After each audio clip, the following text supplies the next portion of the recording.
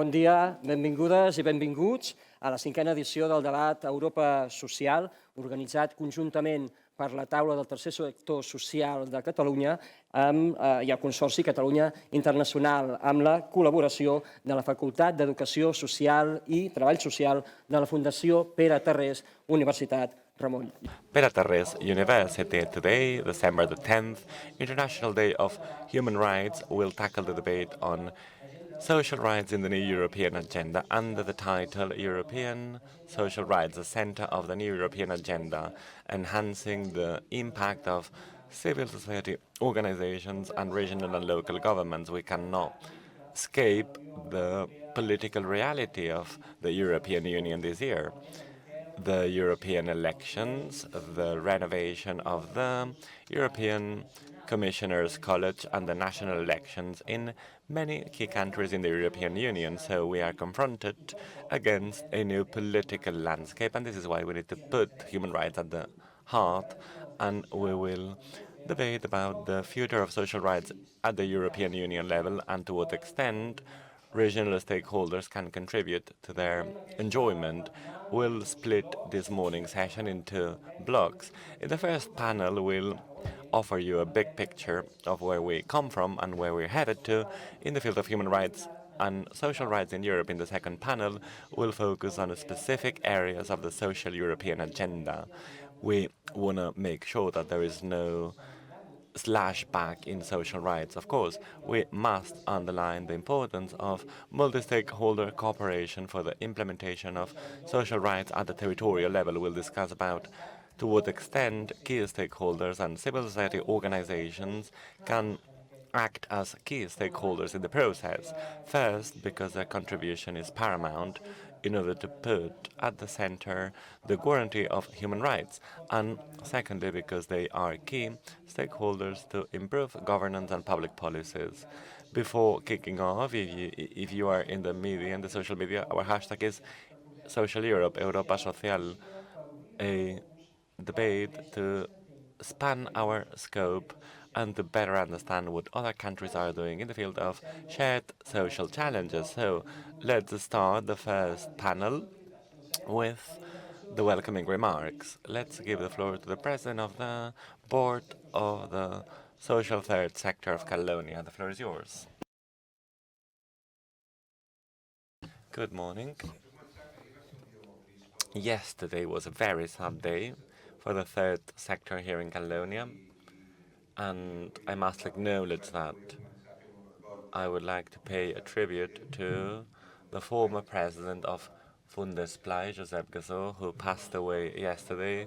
So please, if you mind standing up and paying tribute to Josep Gassó.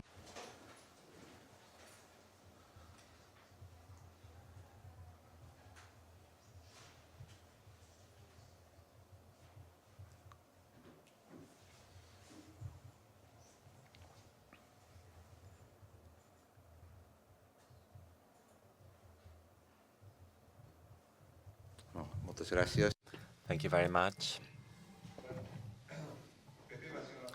Pepe was a remarkable individual. It is difficult to speak about the past. I can see some of his friends. Luis, hello, good morning. Many dear friends of Pepe. Pepe was one of the founders of the third sector board here in Catalonia, in partnership with other colleagues from the Pere Tarrés Foundation and other federations. Again, someone who has left an important footprint, not only in the field of leisure for children here in Catalonia, but also in the social sector, across the social sector at the national level. So, again, our deepest feelings and prayers go to him and his family and friends and relatives. So, having said that, hello and good morning to one and all. Laura, Secretary of Catalonia International, thanks for being here, and we're very happy to share this session with you. Josep Anton from Ramon Llull, dear rector, thank you very much, Josep Anton, for being here and for the contribution that for sure you will be sharing with us. Former Regional Minister, thank you very much for being here. I don't know if you are a former for a regional minister at some point, or you keep being one, right? President of the Estonia. Thank you very much, dear colleagues. Vice President Xavi, how are you doing? Marta, hello. Our representative in Madrid at the APN. Thank you very much, Carlos. Thank you very much for being here, President of APN Spain and Europe. It is a pleasure. Dear colleagues from other parts of Spain, dear colleagues from the different federations of the third sector board here in Catalonia. More than 3,000 entities. I know I keep insisting on this figure because we need to embrace it. We need to believe in it. 3,000 entities. It is quite a lot. 3,000 entities only here in Catalonia with shared values, territorial entities in the field. We are offering support to more than 2 million people through our services, education, leisure, support to vulnerable people. Quite recently, we had the Food Collection Day and many other initiatives that are promoted by us all in order to enhance the third social sector.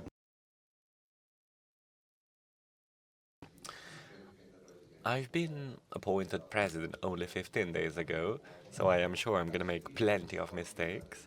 My apologies, bear with me. And by the way, I would like to thank the technical team, Roger, and the technical team, the splendid team, Jesus, our acknowledgement to you because you've led the international chapter of our organization, and I like to insist on that. So we count on you. Thank you very much for your support. So it's been now 5 years that we've been celebrating this debate, these social Europe debates, and we've tackled many topics throughout this year. Housing, minimum rent, and we've had the support of Catalonia International. We had the rector of Catalonia International recently. We're very happy to be part of Catalonia International, the colleagues of Ramon Llull, our dear colleagues from the Catalan government, and the Barcelona town hall. So again, the International Day of Human Rights was a remarkable occasion. I would say it's good news. It's good news because considering the current landscape, we must put human rights at the center, and we need to insist on our defense of human rights, and we shall do so in the context of this session from a territorial perspective, right? Because at the end of the day, things happen in the field, right? Not in hubs, not in organizations, but in entities, in town halls, in schools, in the streets. It's places where things happen, right? And there it is important to build alliances, bottom-up alliances, never the other way around, never a top-down approach is a good one. So Europe is the perfect landscape where to close the loop and ensure that these bottom-up alliances are possible. So our colleagues from the board of directors organized a very interesting and thought-provoking session last week, and we defined 5 major social challenges here in Catalonia for the upcoming years. Social challenges which I believe can be applied to the European context. Carlos will tell us more about it. I believe there are 5 key lines. The fight against poverty, because again, 22% of citizens in Europe, 25% in Catalonia, and 29% of children live in families which are at risk of social exclusion. Let me remind you that we are second after Romania. So again, the first line is the fight against poverty, the struggle in favor of decent housing. This is a very important challenge at the European level. Many of our beneficiaries, volunteers, our workers face a problem in terms of access to housing. Perhaps some of you do too. The fight against undesired loneliness, which is probably the 21st century pandemics, affecting all regions and all social layers. The struggle in favor of a better emotional health, mental health.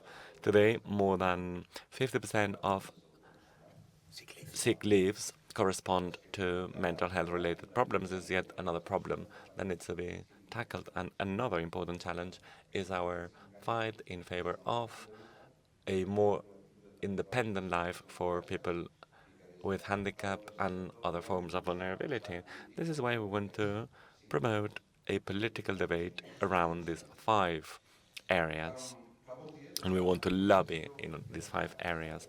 Last week, well, a lot has been going on recently, right? Last week we were discussing about AI in this very same room, and we reached some conclusions. We said, okay, we would like to welcome AI. This is not something I invented. Someone said we have to embrace AI if it is put at the service of humankind and not to replace them, right? So technology is another important discussion. The limits of technology, I am sure, will raise the topic. Not to speak about migrations. In my previous life, I got acquainted with the reality of migration here in Spain and at the global scale. And, oftentimes people do not want to die. Human beings have some sort of living um, well, people want to live, right? So life expectancy in Ethiopia is 48 years old, and we are in 2024. Remind me, are we in 2024? So the life expectancy in the north of Ethiopia is 48 years old. So again, this is one of the reasons why migration is a reality and why many, many migrants take irregular routes. Yesterday I was giving an interview and someone said, there's this mantra, right? Migrants live out of our taxes, when of course we can prove the opposite. In fact, migrants contribute greatly to the GDP of the destination countries, and these figures are official ones from the Treasury. So this foundation promoted a campaign entitled It's Hate. I'm sure you've seen it in the media, otherwise I encourage you to do so, to follow it. And it speaks about, the naming and shaming of vulnerable groups through images, through imaginaries, in social media, especially in certain social media. But not only migrants are affected, but also women, homeless people, people who live with handicap, and other vulnerable layers of our society. And this is highly concerning because many of these media are populated by very young people who perhaps haven't had the time or the opportunity to discuss about these values. Quite recently, I had a debate with the rector of Ramon Llull University, and we were discussing about how important it is to have access to leisure, right? A leisure which boosts social values. So we have launched a campaign designed by the youth and targeting the youth because, behind this stigma and stereotypes, there's a very dangerous thing, which is hate. And again, we need to be reactive, not reactive, but rather proactive in our approaches, in our acts of speaking, and we need to put on the table figures, statistics, and not fake news about what migration entails, because probably many of us here wouldn't be here unless someone is taking care of our parents or our relatives, and oftentimes this person will be a migrant woman. It would be difficult to buy meat unless we had migrants, because in the slaughterhouses, mainly migrants cut off the pieces of meat, right? So we need to start putting figures on the table. And of course, we must ensure rights and responsibilities for migrants without any form of discrimination. So I know I'm digressing a little bit here. I was interested in tackling all these topics because they are related to Europe. They are not isolated. I mean, they affect Europe at large. I would like to thank all the federations who are investing in this session attending sessions, conferences, being connected, because I am sure that you have very busy lives and very busy agendas. Before the end of the year, it seems like the world is coming to an end, the world is collapsing, yet you're here, you're investing your time, you're spending your time here, so thank you very much for that. There are many things going on, yet it is very important to raise our voice also in Europe, where the third social sector from Catalonia has been present, raising its voice for many years. When the European Union was still a project, we were already there.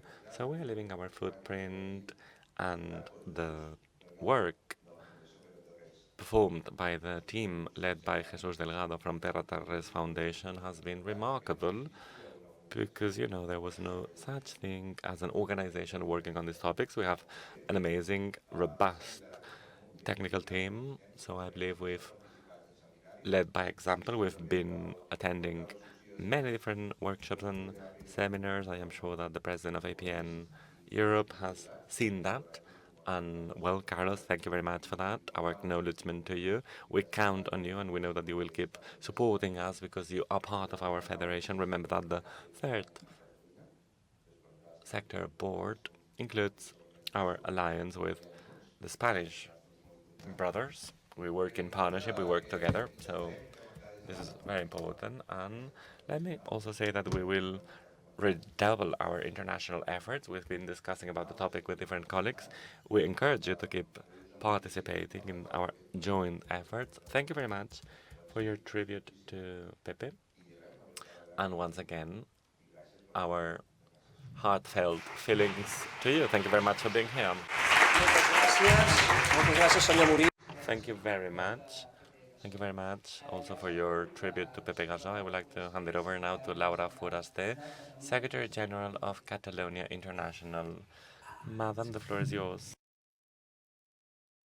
Thank you very much. Since Thursday, when we celebrated the board of directors, I'm called the director now. I'm not the Secretary General. I've been appointed director. How does it feel? So, thank you very much, Enrique. I would like to echo my heartfelt feelings for Pepe Gasol. This is a sad day, but I am sure he would have loved us to meet here to celebrate this seminar, this workshop. So once again, my memories go to him. Again, thank you very much, and good morning to one and all. Dear President of the Board, Rector of the University Ramon Llull, authorities, former regional ministers, welcome. So authorities in general, it is a pleasure and an honor to be here in representation of Catalonia International. It is a pleasure to be part of the organizers of this workshop, co-organized with the board, the Third Sector Board of Catalonia, which is one of the 38 members of Catalonia International, and I would like to acknowledge the support of Fundació Terra Tarrés. So, considering that we are in the first panel, in the welcoming remarks, the more well, I would like to welcome the willingness of all the entities and their technical teams.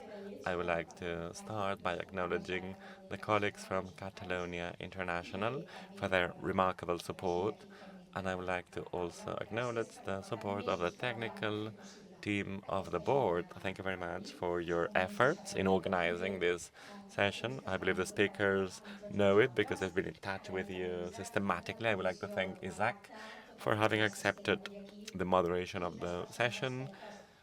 And I would like to thank the experts, especially those of you who come from far away. Thank you very much for coming here to raise your voice and to share your perspective. Thank you very much.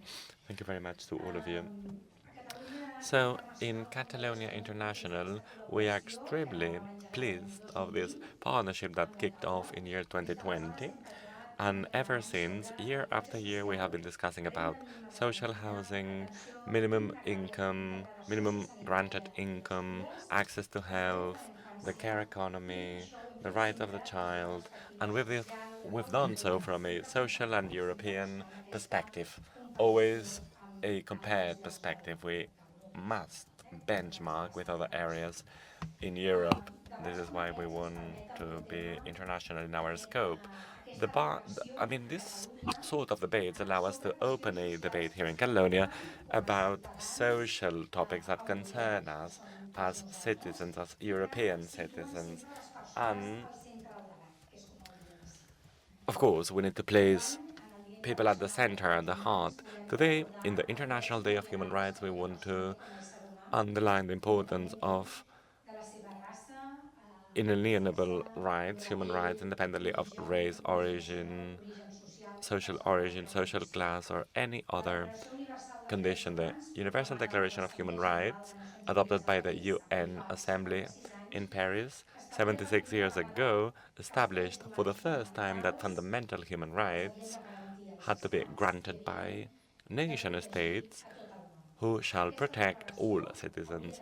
The UN Human Rights Declaration should be the origin and the source of inspiration of local, national, and international regulations and legal frameworks, and of course, a pillar of the European project and the European social policy.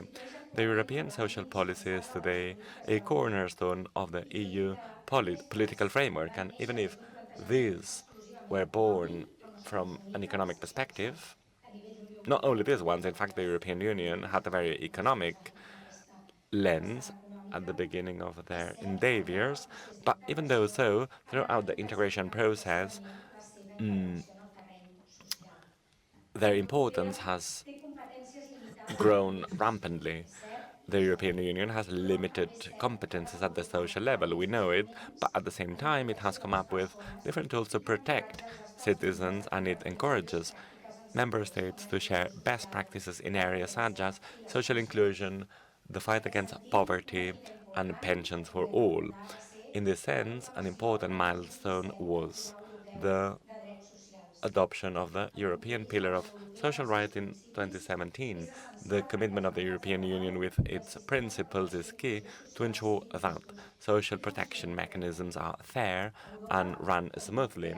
Europe and the rest of the world faces an important array of challenges. The current volatile and polarized context is one of the challenges that all democracies, not only European democracies, face today.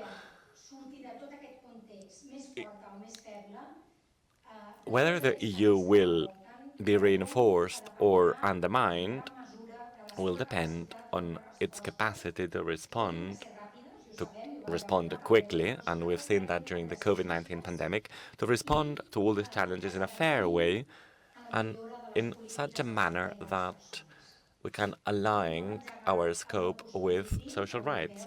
Now that the new political year has started after the recent EU elections and the creation of the new EU Commission, we wanted to take this opportunity to give voice to experts representing institutions, networks, and social entities from different parts of Europe, because of course we want to understand what are the milestones and failures of the previous mandate, what shall be the priorities of the new cycle, which is about to kick off, and perhaps we will ask you to put forward improvement proposals in areas such as asylum, mental health, or the fight against hate speech, amongst many other topics. Many of the topics that Enrique mentioned, which are, of course, which are part of our priorities. So we want to get to know firsthand experiences from different parts of the world, from different parts of Europe, and this is why Catalonia International has a long-standing experience in the organization of this kind of debates. We follow the mantra of the strategic plan, which is international dialogue, projection, connection, and promotion. We aim at building bridges, dialogue bridges, long-lasting and sustainable bridges. We don't want like a one-day off bridge, right? We want to make sure they are robust and long-lasting, and we want these bridges to be crossed by people, ideas, and projects. So our aim is to promote debate like today's, And this is why we want to keep supporting the Catalan CSOs and the 38 member organizations aiming at being present at the international landscape, be it to contribute to overcoming the main challenges and global debates, be it to find collaboration synergies between entities, to promote the exchange of good practices, as we'll do today, and to raise awareness about the reality of our country abroad.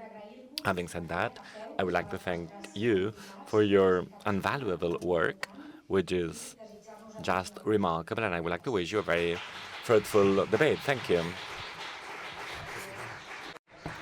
Thank you very much, Mrs. Furaste, Director General of Catalonia International. We close this part with the intervention of Josep Antoni Rom, Rector of the Ramon Llull University. You have the floor. Bé, em toca tancar. Yeah, just to close this opening session, I do agree. Today is a day of remembering because the entities, there are many representatives of entities. We are children of legacy. And Gassot's death is also the origin of a legacy, something that remains, something that fits. So it is good to remind in such an environment and to recall this figure, this guy who led us this heritage, and we must then manage this heritage. So we have much homework. Eric Mulist, as a director, president, thank you, as well as the Jauma. You are doing a great job. We are collaborating a lot with you, as well as Laura, Catalunya International, Jesus, for all the work undertaken at the Peratarres faculty, my colleagues. They are all. A couple of things I would like to share with you. I am not belonging to the entities of the third sector, but I want to tell you what I'm doing here. You know that universities are organizations which are focused on research, culture, and training. I insist. The truth is that some might say that the rectors, we attend some events for institutional presence, but it is not the case. I am here because now, in this third sector table, is in a certain way a partner of the University Ramon Llull. I will tell you a bit why. You and us, the universities, we do share the same goals. An objective of social transformation. The third sector table is the addition of these 37 federations, as the president mentioned, and we are now 9 foundations. We are non-profit organizations such as Peratarres organization. And what happens to us? Well, we share an initiative. We are children of an initiative because you want to be agents of change in the preservation of identity and values of the non-profit sector, and you do it from the social initiative. This sentence is key. Social initiative. Initiative is a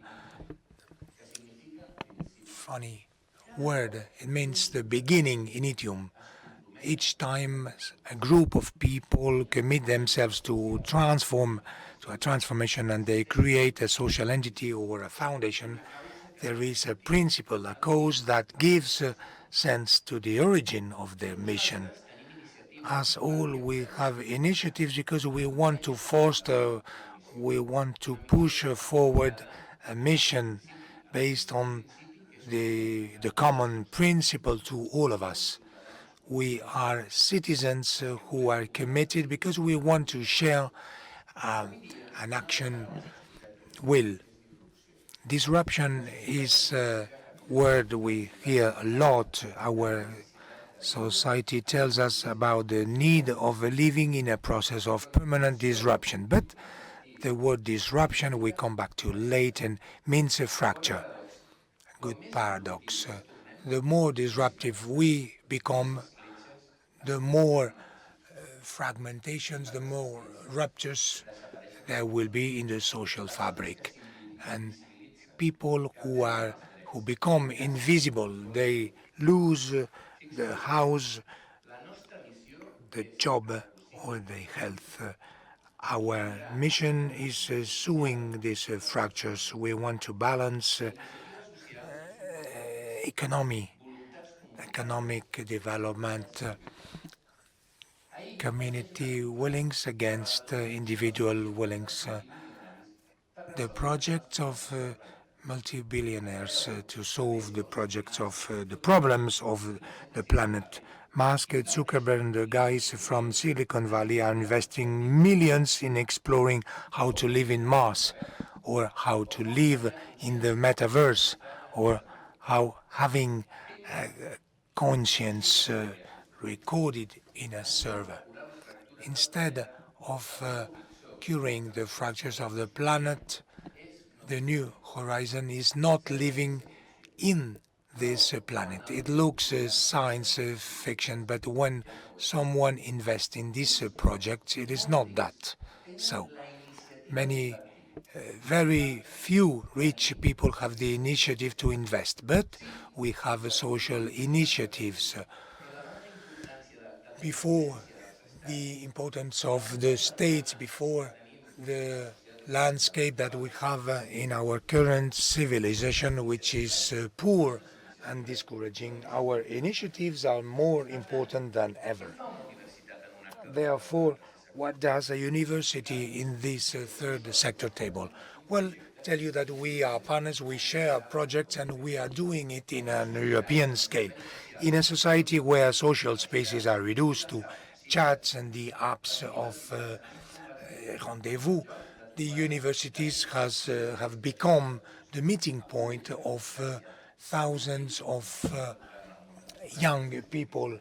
And as an expert, because I am an academician, I was a monitor of these civic centers. Well, I'm convinced that I am a rector because I did this before.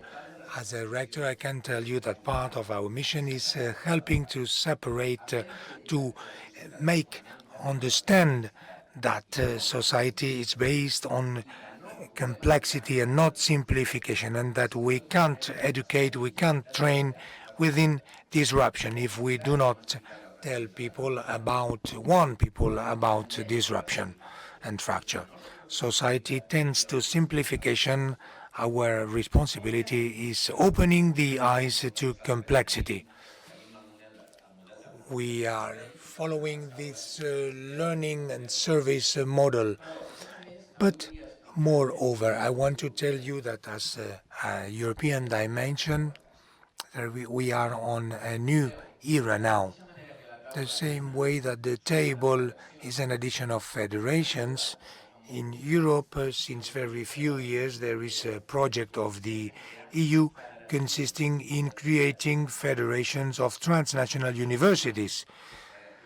They call it European universities, and this project implies that in the coming years, 10% of European universities will be within transnational networks. I come from a federal university.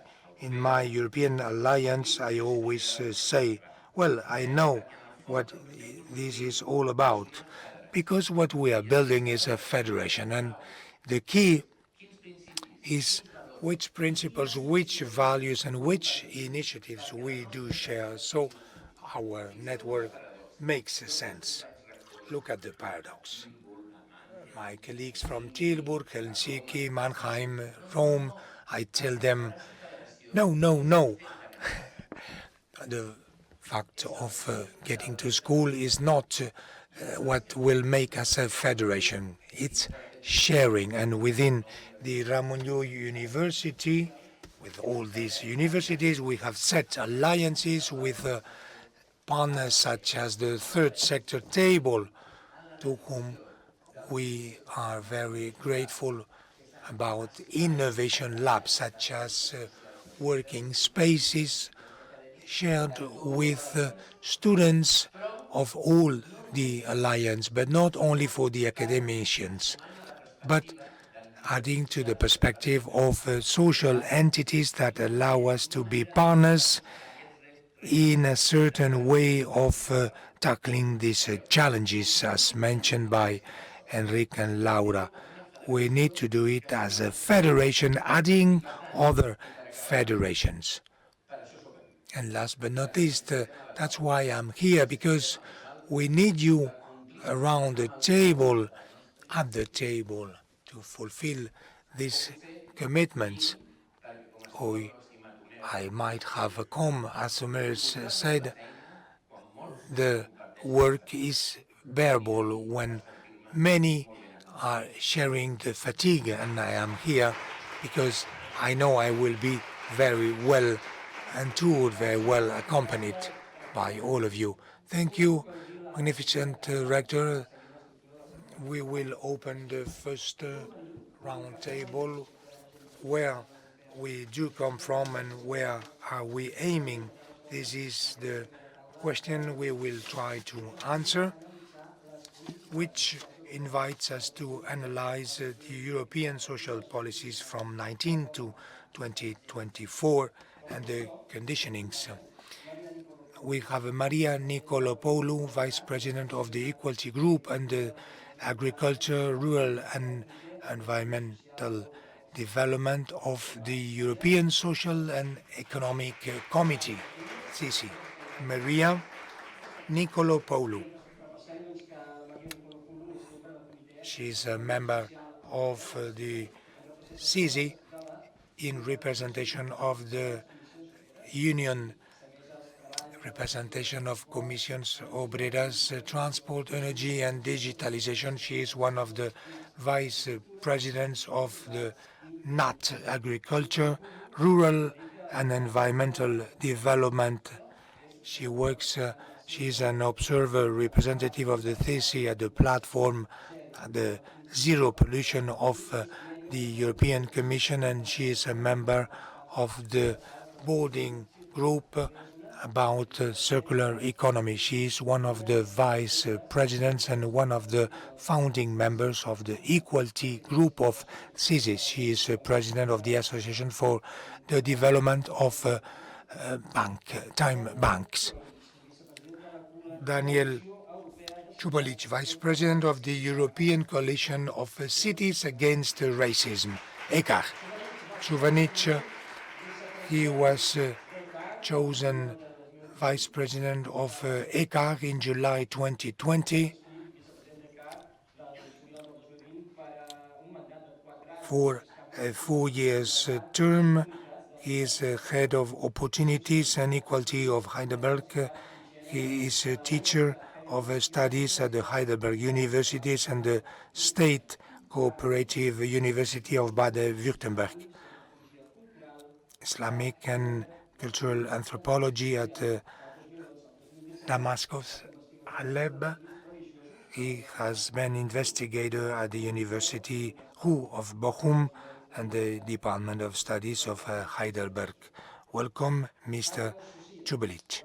Carlos Ucias, President of the European Network Against Poverty, EAPN.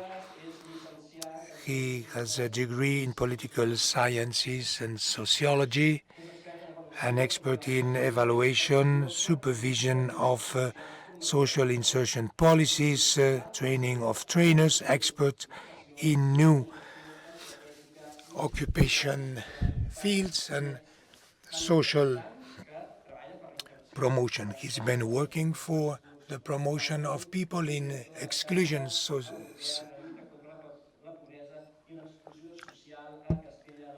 in Castilla-La Mancha, and also president of the European Network Against Poverty in Spain, vice president of social policies, the Agenda 2030 since 2011, representative, Spanish representative of EAPN. He was chosen vice president of the organization, and he has been re-elected president of the European Network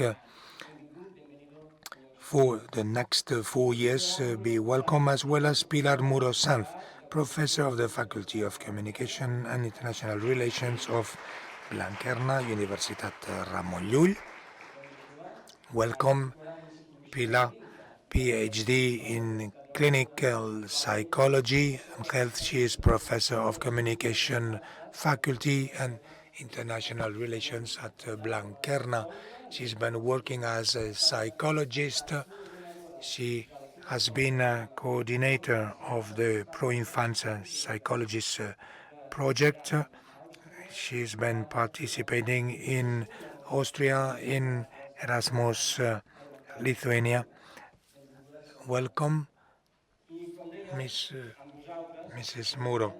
And we will analyze the current times, far-right governance trends, geopolitical trends, as well as global trends, to have this picture of how we got here and what we have ahead of us. To know all these factors, I would like to ask you a very brief introduction of yourselves. Well, what is your main job in your organizations, in the entities? Well, thank you for inviting me. The CESE is one of the European institutions of consultation in representation of the organizations of the civil society, representatives of the social agents, company associations, and we fight against one another to get consensus about what has to be legislated at the European level. Danicel Kubilic, how could you summarize? Not too fast, please. How could you summarize the task you are completing in your organization? There's a little bit of a delay in the translation. No worries. Thank you so much for inviting me. And you asked to tell a little bit more about our organization first, right? Yeah, so I'm coming from the European Coalition of Cities Against Racism. We are a network of 180 local authorities in Europe who committed themselves on local anti-discrimination, anti-racism strategies. We just celebrated our 20th anniversary.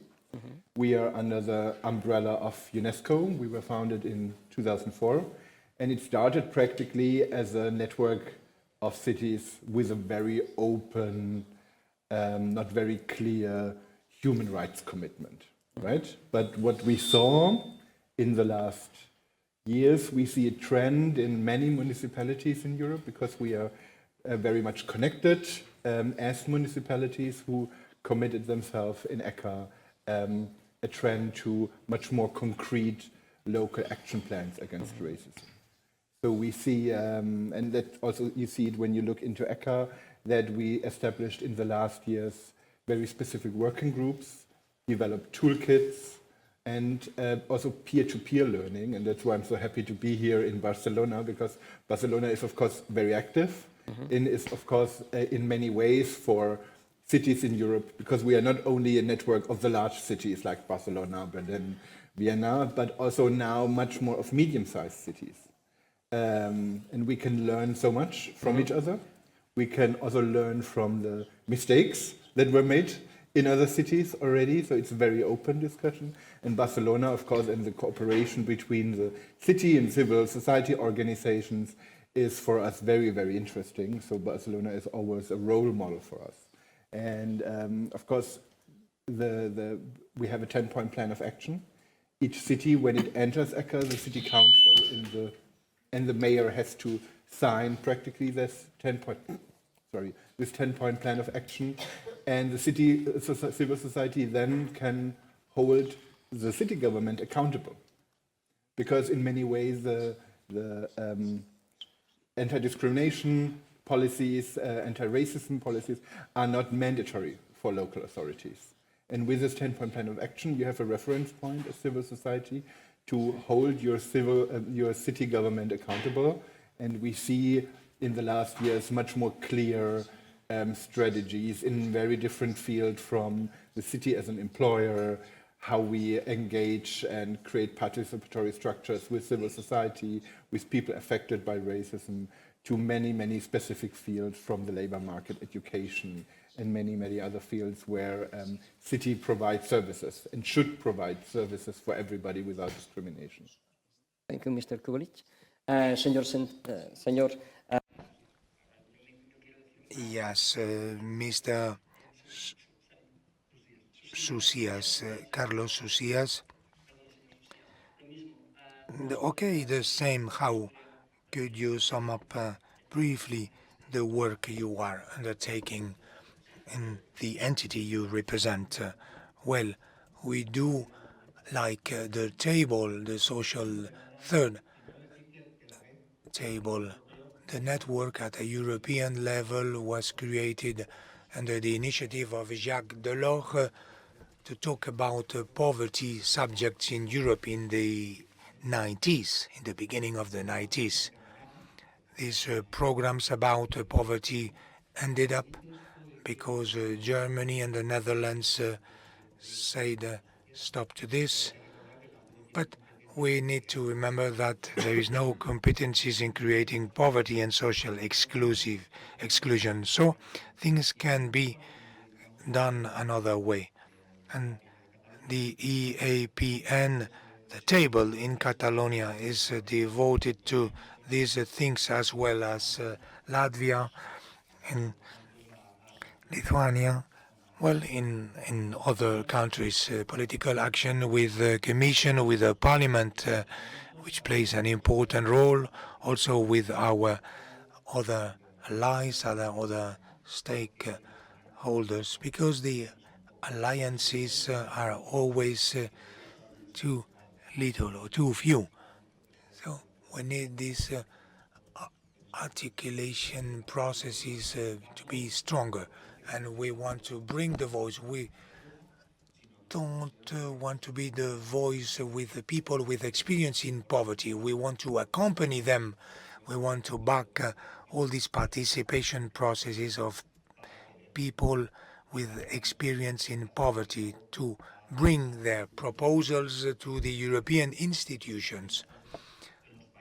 This has to be done in the member countries as well as in regions, because in Europe we always associate Europe with the institutions in Brussels, but these are also national governments, the national parliaments, and regional governments. So the action must be together. We need this deep capillarity. We will get back to the importance of knowledge of territories. Now let's listen what Pilar Muro has to tell us. Well, first of all, thanks for inviting us, and as our rector said, I come here representing the University Ramon Llull as a professor within the Blanquerna Foundation. Our role is being close to and accompanying this third sector with all the entities to make it grow, to provide an answer to all these social challenges in Europe, and that we also live here firsthand. As a psychologist, I am also involved in the third sector directly. So we care about families, disadvantaged families, and well, we provide answers from research. My role here is what can we all add to provide an answer. Thank you, Pilar Muro. During the last European mandate, with a huge political transformation as well as governance on the community and the member state social agenda.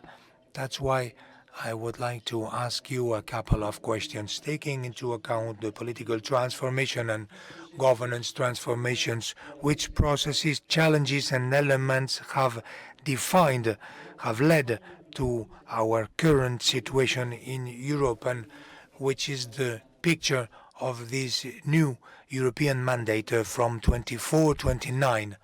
Well, I think that what best defines things is the crisis management. Since 2008, we are managing a consecutive crisis, one after another. The most recent one with the Brexit, the Ukraine war, the pandemic in the middle. Well, all these crises have prevented us from having a deeper strategy to where we want to aim at. The previous crisis about the management of financial crises and migration crises will have created this situation which has led here with the disenchantment of the civil society. People do not trust the politicians anymore. They do not vote, or they cast their votes in favor of reactionary or far-right options. Well, also, as Henrik said about this digital revolution that we are living through now with its challenges and its possibilities of moving ahead. Well, this is much focused on the European Union through this digital transition. We need to take into account the digital gaps that they are within the territories, and in the companies, people, as well as the environmental green transition, which will have a huge impact on the life of people. Daniel Kubelich. I think, Maria, you already painted the broad picture. When we look into this development from the perspective of anti-racism, first of all, I think there were in the last 5 years very interesting developments on the EU level. I mean, for the equality and anti-discrimination agenda gained in Europe in the last years, also politically from the EU level, a new visibility and a lot of action. We see it, there was this ambitious Union of Equality agenda, and under that agenda, and also to have a commissioner of equality, Helena Dalli, sent very, very important messages, right? I mean, we had from the first time an anti-racism EU action plan, which for the first time mentioned structural racism in the European Union, which was very important, because when we talk about social rights, the inequalities racism produce have to take into account in all fields, right? From housing, education, labor market, and many, many more. The effects racism has in Europe.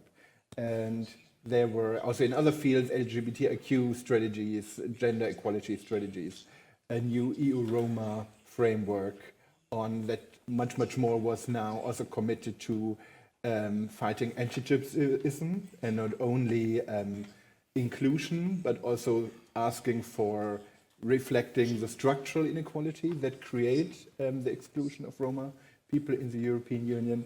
And this signal that the European Union was sending out, you see that there's a trickle-down effect. The different nations in Europe had to develop or were encouraged to develop national action plans against racism. So you see also now much more municipalities working in the field. You see it broadening also to regions in Europe where anti-discrimination discourses were not so prominent. So this is a very, very promising development, and we hope that, at least we ask for, that these strategies will be continued in the future, right? And also maybe much more than also connected to issues of social equality. On the other hand, we also saw in the last 5 years very promising a rise of anti-racist movements in Europe. I mean, the Black Lives Matter movement really became, in a lot of European countries, a political movement that led to change, which was also promising. And we see also a strengthening of civil society organizations in the field. We see a strengthening of organizations led by people affected by racism themselves, that they are getting louder and more visible. Also not only in the big metropolises, but in the smaller cities and in countries where it was not visible the last years. But at the same time, of course, what you described, the right-wing backlash in Europe, of course, is creating, and we see it in a lot of research that was done the last years, a rise in hate crime, a rise in anti-migrant rhetorics, a rise in discrimination. So we have practically these two dynamics, right, at the same time. A rise of right-wing extremism, rise of discrimination, and at the same time more visibility, more strength in fields of organizations that fight racism. And that all, of course, under the umbrella where racism is still a major issue for all, in all fields of our society. Thank you, Mr. Chulich. Senor Socias? Mr. Socias, would you like to go next? Yeah, there are some elements here to be underlined. As you mentioned before, the response to the financial crisis had nothing to do with the response to the COVID-19 crisis and the Ukraine war crisis. But of course, all this is conditioned. Unless we had had the financial crisis, perhaps the COVID-19 crisis response would have looked similar to the to the one we gave to the financial crisis, right? Because we learned something. We learned that people under 25 years old have been in a permanent crisis since they were born. So this is something we've learned, and we need to tackle things differently to what we have been doing in the past. Then there's another reality in Europe. The impact of this crisis are heterogeneous. One thing is the impact of COVID-19, right? And there we've been able to conclude that some responses to the crisis work, and some sectors are unhappy about it. They do not want us to keep defending social rights, and they want to get rid of expansionist measures and proactive measures. So we need to bear this in mind. And then there was the Ukraine crisis, right, which is very much attached or related to the inflation crisis, the energy crisis, which of course has been significant, yet it's had also an impact on how social policies are promoted in different countries in the European Union. Today, many of the topics we've raised here from the third social sector, well, we tend to think that what we think here is what they think in Latvia, and it's not necessarily the case, right? When we speak about defense policies, well, the perspective is different in Catalonia, in Spain, in Iceland, in Latvia, in Lithuania, in Finland, in Norway, in Sweden, in Poland, etc., right? So everything is circumstantial. The context needs to be taken into account. And this is something that happens also within the sector. A few days ago, in the board of the European entity, there was an important debate on where social resources had to be invested. And we had to, fine-tune our narrative, because Latvia and France would argue that, well, one had the most classical perspective, the anti-military perspective led by France, but Latvia would say that they need armed cars in their borders, otherwise Russia will invade them, right? And it doesn't mean that they are extreme right-wing representatives. No, it's a real fear in the terrain, right, in the field there. So, of course, circumstances are heterogeneous, and as a result, perspectives are different, and the debate has to go beyond right and wing movements, because the debate has to do with the perception of each movement and of each circumstances, right? The war and the invasion of Gaza or Lebanon is not perceived similarly by Iceland or Chipre, right? It's a different reality. So Europe is a very complex environment, and this has to be taken into account. And of course, this affects social entities. This is the case also in social entities, and we'll see to what extent later.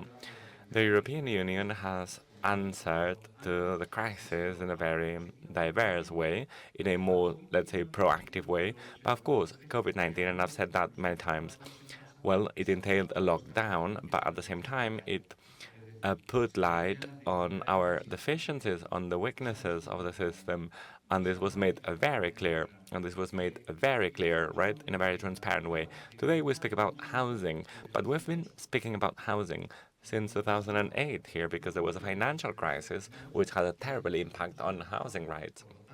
So it's, a little bit more of the same. This is one of the major challenges at the EU level. The good point about the European level is that it has no competences in some areas, but when they need it, they take it, right? And they embrace them. And many times, if you have money, right, you can do whatever you want, even if you have no competences in one area or another.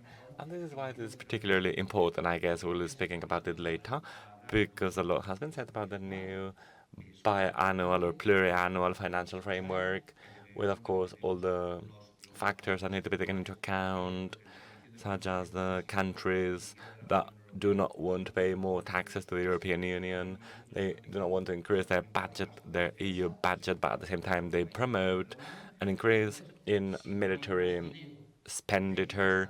So if there is less money, and we will need to spend much more in the military, even more so in the context of the second Donald Trump's presidency, right?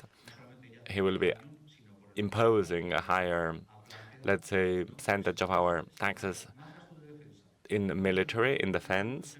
And if we don't want to increase the budget, and if we don't want to pay more taxes, well, there will need to be cuts, right? More than 70% of the EU budget is allocated to the agriculture policy and the cohesion funds. So where will money come from, right?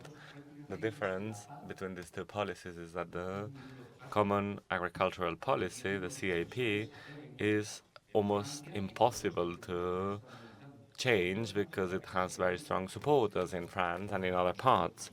Of course, they are happy to amend it, but not dramatically. So, of course, the cohesion funds will be deeply affected, and this is the landscape ahead, right?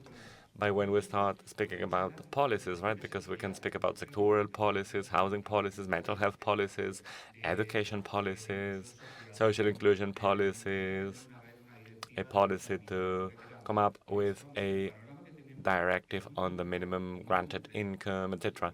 But the landscape is complex. The panorama ahead is very complex, and a lot will have to be done to improve things. And be careful, because when it comes to cohesion funds, probably in the new pluriannual framework, well, the budget will be more social than before. What can we add here? Well, of course, I would like to echo what has been said by my colleagues, and I would like to add that our geopolitical situation is not helping. In the last 5 years, we've also experienced the Brexit, the UK abandoning Europe. So what Europe do we want? What do we want to do? Now to speak about the recovery plan that has been adopted in year 2020 after COVID-19.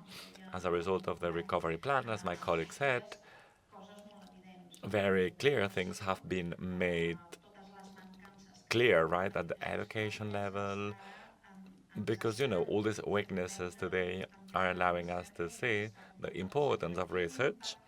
And now there's quite a lot of research on the impact of the COVID-19 pandemic on children, on vulnerable families, in the field of knowledge. So now there are EU statistics available, according to which there has been a terrible impact, and we need to recover, right? We need to allocate resources, financial resources, but also human resources, in order not to leave families behind. So how are we going to bridge the gap?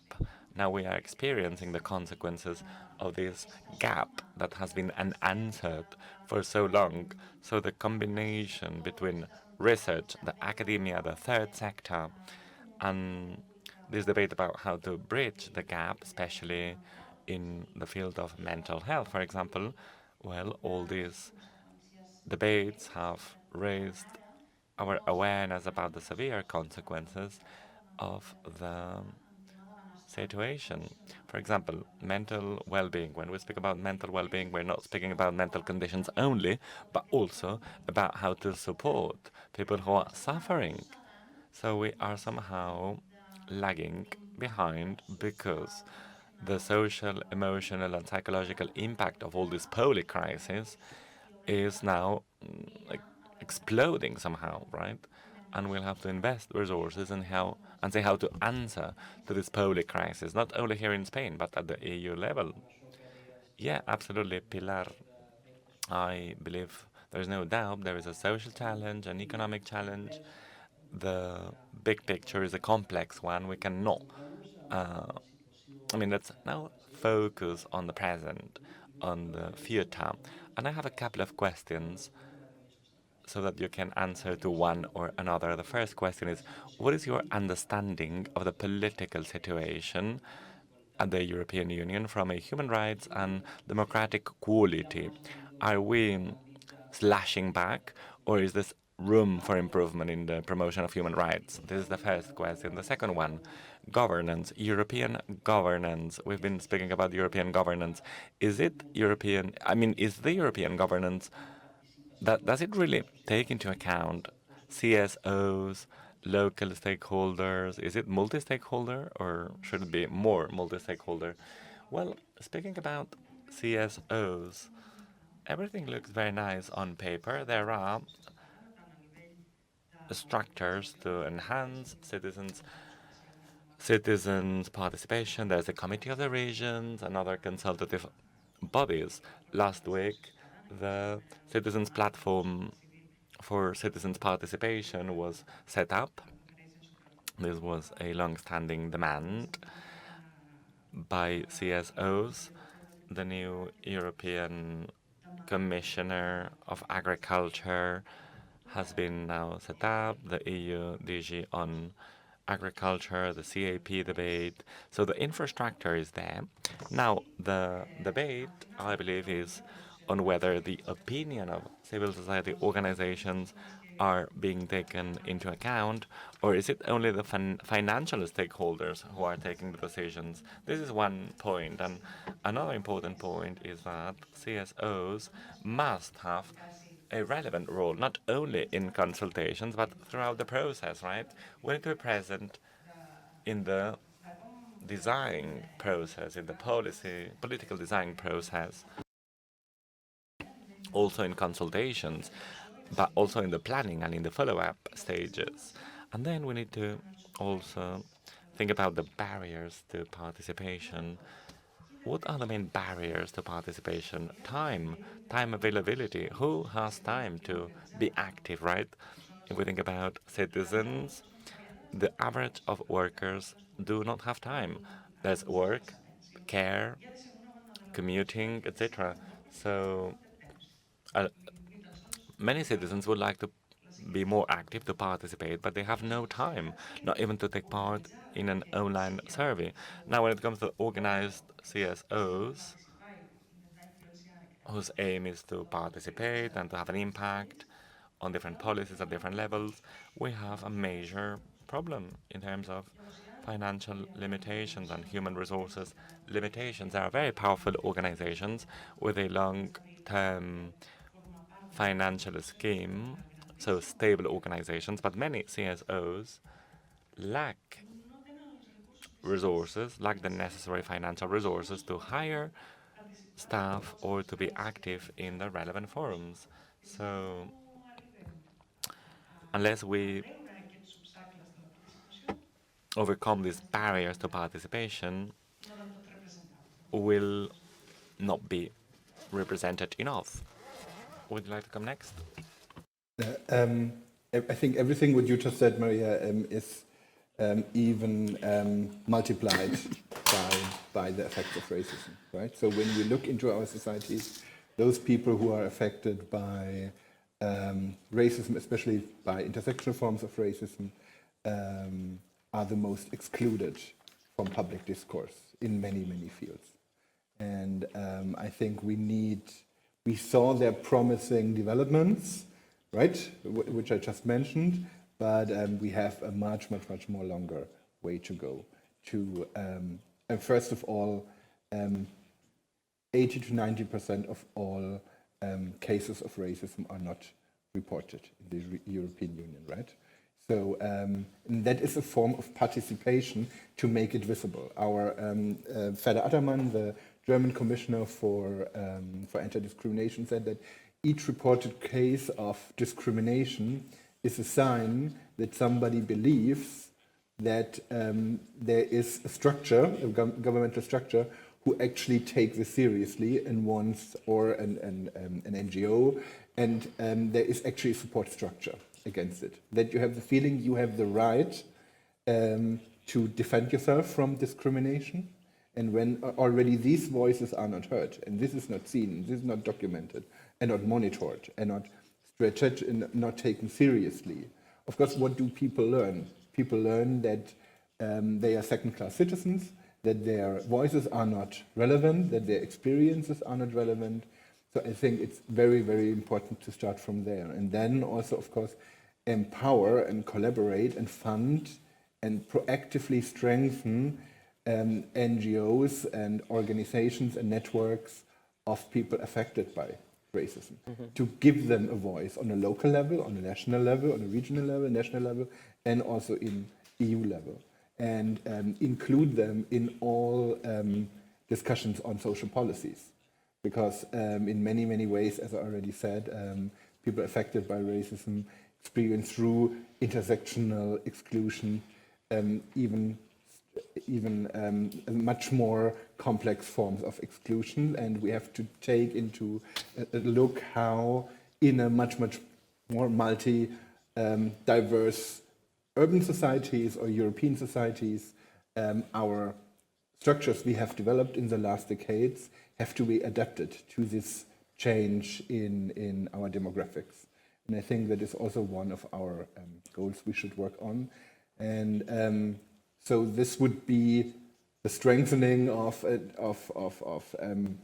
CSOs, of representing people affected by racism, and also strengthening the monitoring, reporting, documenting of racism, and then also the policy design on social programs together with people affected by racism should be the next steps. Thank you. Thank you very much. Would you like to speak next? So we have 94.6 million people in Europe in a situation of poverty or social exclusion, who live under the soil of poverty or who are socially excluded. So this is not something, let's say, randomized, right? So 1/4 of the European population is at risk of social exclusion or poor. So we must speak about the structural elements. According to the EU barometer, 33% of the population considers the main problem to be poverty and social exclusion, and 32% of the population consider that public health is their first concern. And what is the role these areas play in the agenda of the European Union? Sometimes we have the feeling that institutions promote policies which go against citizens' priorities, and then they are surprised about the lack of political engagement. This is not surprising. This is a no-brainer. So at the same time, I believe that everything has to do with governance structures at the EU level. There are institutions. There's the committee, the Social and Economic Committee, with the traditional agents, employers, trade unions. Good. They are part of society. There's the Committee of the Regions, which is an amazing entity, of course. It's good that they are there. But now if we look at the role of the third sector, social entities, etc., sometimes I have the feeling I keep being told off for saying what I say. We end up organizing boring meetings. We speak in our, little silos, biased by our own opinions, and we keep going and going like that. Of course, there are more informal consultations, but there is a clear lack of long-lasting, permanent structure that allows us to raise our voice. Our opinion is not better or worse than other stakeholders' opinion. No, but it's ours. It's different. And of course, it has to be heard. And not only it is not different, but also it has important complementarities. Sometimes our alignment with trade unions is significant. Probably we are very much aligned with trade unions, but of course there are nuances that need to be heard. Also because we are perseverant in ensuring a formal articulation of the opinion of people that are affected by specific problems. Of course, we are perhaps a bit more active, but like he mentioned, like people experiencing racism or poverty, they have a hard time in having their voices heard. And of course, now there will be more options at the EU level. We'll see how it goes. We'll see if this European strategy against poverty promoted by von der Leyen will be crystallized in any specific thing. We have a meeting with Vice President Rosanna, can't remember her family name, in charge of social issues, and we'll see how it goes. Because we do not want a mere collection of measures that have already been implemented. No, we want to go beyond. We want to go beyond, even if this is a step forward, but we are not, let's say, compliant. We want things to crystallize in more integrated and better resourced policies, and of course, they need to be part of the follow-up of the European semester, because, sometimes the European Commission limits itself to asking countries, how are you doing? Good. Okay, but this is already something, right? What about social entities? What do we need to do? Well, I keep insisting on the importance of multi-level. We cannot speak about Brussels if we do not include Barcelona, Madrid, Paris, or whatever. We cannot speak about Brussels without considering the circumstances in where we live, because we are part of the European landscape. And of course, what happens here is different from what happens in Tallinn, so we need to see how we combine things up, even if there are very similar elements here and there, but we need to find perhaps different pathways to get to the same objective. And for that, as representatives of the third sector, we need to redesign ourselves, and I believe Europe is undergoing similar problematics, because social policies are not sexy today. The European Commission is now engaged in a strategy against poverty. So, of course, the European Parliament has perhaps less pressure in terms of adopting social policies. And this is, of course, a barrier, a limiting factor. It's never been easy, and it will not be easy this time. So before we move to Pilar Muro, social policies are not sexy. I believe that Maria Nicolopouro would like to say something about it. No, I just want to make sure I understood what you mentioned. The Economic and Social Committee includes trade unions, employers, but also NGOs. And NGOs has the same relevance in the Economic and Social Committee. In fact, the presidency of the committee will be led by the group of NGOs, and the focus will be put on poverty alleviation. Of course, there's the EU social dialogue. We know that the third sector is not there, but I believe we are there in the Economic and Social Committee. We are quite prominent. Of course, we are a diverse sector. Yes and no, to be honest. I believe that our entry points should be much more transparent and less conditioned by other sectors. I believe it shall be the sector itself thinking how to, who defines how to be there and how to be present, and not being, let's say, guided by others. I believe this is a debate that will move on over coffee. I would like to elaborate on what Carlos Sofias was mentioning. The European social policy comes up with excellent proposals. Now we need to see how to make them actionable and how they will, let's say, be shaped. When we speak about poverty and social exclusion, which is a major problem, we need to, of course, include the affected individuals and how to do that well from with a bottom-up approach. There is no doubt that the policies implemented by countries in the north, when replicated in the south, they fail. And as Carlos mentioned, there's a very wide diversity here in Europe, and our intention is to start somehow setting up a specific commission for the Mediterranean, for example, right? Because the social reality in the Mediterranean is different than in Nordic countries. And this is no way division. On the contrary, I believe this is an opportunity, and I believe that the European project, for example, the European project in which we are engaged, and now we've set up an alliance with a third sector and with social entities. So the thing is, if universities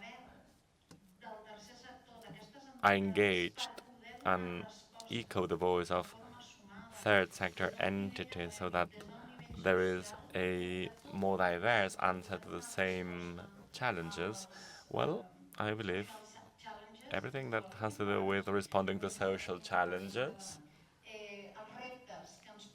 so the challenges ahead, the challenges which are there, visible, so anything that adds up and builds alliances in order to bring more resources on the table, more financial resources oriented to responding to social and poverty-related challenges, well, it will be positive. So as a university, we are very interested in developing a union of universities under the umbrella of the Engage project.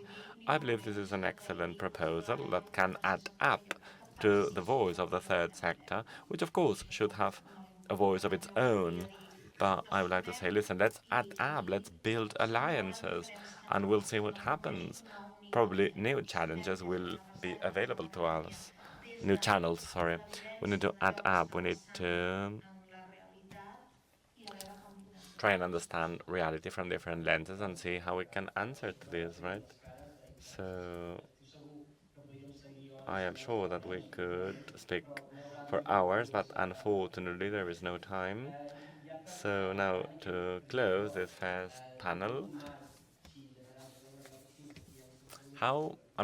we have been discussing about the big picture. What I would like to ask you to close this first panel is the following. Could you perhaps tell us what do you think the patterns of the future will be? What would be important to ensure in the new EU mandate until 2029? What are the main lines of action that shall be granted? Well, we need to fight in order not to lose rights, especially in certain countries. Sexual and reproductive rights are at stake, and then we need to see how we can conquer more rights in the context of the fair transition and the fight against climate change. And then we'll have to align concepts. What do we mean by competitivity? Competitivity cannot be never-ending competitivity at a very low cost, a very low price. We need to think about competitivity in the context of sustainability, also bearing in mind fair pricing for all. Or when we speak about defense, what do we mean by defense? Defense is not limited to war, but also it includes peace, right? Peace promotion and peace building. When we speak about demographic challenges, the solution to demographic challenges cannot be sending women back home delivering babies. So all these concepts, all these nice concepts are polysemantic, so let's be careful about their definition. Also, I believe we'll have to be vigilant in the way the Commission operates from now on. The portfolios are very diverse. There will be different DGs with mandates in similar topics, which might make things complicated in terms of coordination because different commissioners will have to agree. And on the other hand, there's another thing that needs to be taken into account. And policies need to be much more aligned with SDGs. Actions need to be implemented in parallel, and we need to try and respond to difficult challenges in a simultaneous way. Now we'll have to see to what extent the European Housing Plan will be implemented and made actionable. It is absolutely true that if we want, we can concede competences to the European Union, but this lack of competences sometimes is used as an excuse to stay stagnant, right? And the last point has to do with enlargement. Enlargement is a topic which will be relevant in the European agenda. Today, we are very much oriented to understanding what are the reforms that candidate countries shall implement to be accepted to the EU club. But then we'll have to discuss about how we redistribute resources, considering that more people will join the European Union. I know there's no time, but then there's another important element when it comes to internal governance and decision-making processes, because unless we start reshaping our internal structures, this will be a total mess. So it will not be positive nor for the European Union nor for the new members. Thank you. Would you like to go next? I think what we experienced in the last years, we saw. One second. Oh, I'm sorry. We saw. I mean, I was speaking of this grand strategy, the Union of Equality, but at the same time, then it was developed into a lot of smaller sub-strategies, right? And what we would need is, I said, the gender equality strategy, LGBTIQ strategy, Roma strategy, anti-racism strategy, and so on, people with disabilities strategies. And we have in the future, in my opinion, integrate them much more, right? And there has to be a broad push of a lot of civil society organizations and to fight for the Union of Equality, to establish this idea and also combine it with anti-poverty strategies. Because from the field of anti-racism, people affected by racism are in a much, much higher risk of poverty, right? Just studies have shown, for example, 30% of black persons in Europe only hold temporary jobs in comparison to 8% of the rest of the population, or 40% of Muslims in Europe are overqualified for their jobs. A lot of talent is wasted. When we talk about economic growth in Europe, we have to take into account how much potential is wasted in Europe at the moment through racism. I think we have to integrate these strategies much, much more with each other. We have to understand how poverty and exclusion works and how it intersects with racism. We have to create broad alliances in civil society to fight for a union of equality and against, especially because what you mentioned, all these pressures are now coming from everywhere to spend more on the military budget, to spend more on security, and so on. And we need a much, much broader solidarity for social issues in Europe, and not a fragmentation, and not what I sometimes experience that it's pitted against each other. There's racism on the one hand and a anti-poverty strategy on the other hand. No, it has to go hand in hand and has to go together and has to be integrated to fight for equal rights for everybody in Europe. Thank you, Mr. Chulich. Señor Socias. Yes, Mr. Socias. Well, we need to opt whether we encourage social policies as a basic element of development of the EU, or we do want that the remaining resources so we can see how we can share these resources. These options are are absolutely different because the approach is different. So if we don't worry about the pluriannual financial frame, well, many of these policies won't be able to be defined or just in a symbolic way. So we need to see which resources are put at the reach of these actions. I always say that these social and poverty policies, it is good that they are at the heart, but they need to bring it in their heads as well as in the budgets, otherwise it is useless. So to me, priority in this pluriannual frame, which is linked to the European semester. There are other, such as gender policies. It is not conjunctural, it is structural. In all policies, indicators of social exclusion, women are poorer or are less well than men. All member states and the autonomous territories, they need to tackle this gender perspective because the impact is different. The digitalization process is much more deeper than knowing how to handle a computer or a Wi-Fi system. We are looking through this now, but this will be brutal in the coming years. We need to assign to devote resources for digitalization and mostly the most vulnerable ones for the difficulty of access and living together. If it is hard to live in a system where people have been dealing with all their lives, you can imagine how it will be in the future with all these changes, the rapid changes. Pact for immigration, what we are going to do? Well, the picture is quite dark right now. We can see that some ideas do not work, such as bringing immigrants to Albania and things like that.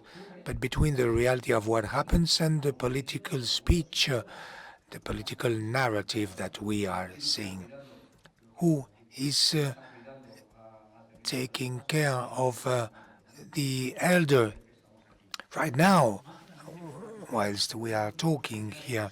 Well, it is a matter of solidarity as well as economic intelligence.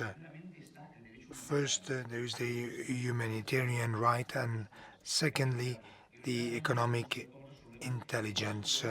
We need to see how we can solve this challenge, which is a very important challenge in the EU. There are also other challenges which might be hidden.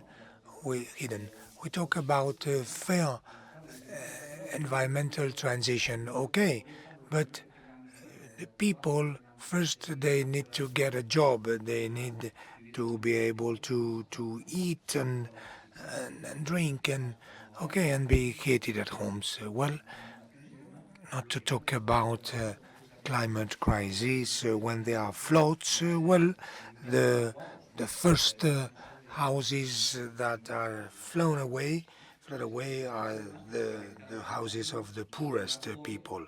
Heating a room of a poor house is much more expensive.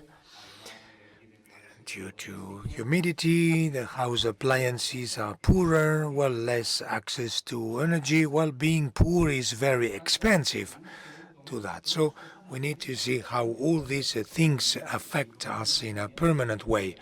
There is also the demographic challenge, not to say the housing issue, which is nuclear. We all know that in most of Europe, the bad quality of jobs bring to poverty as well as the housing and housing supplies. Well, these are the goals we should be focusing on.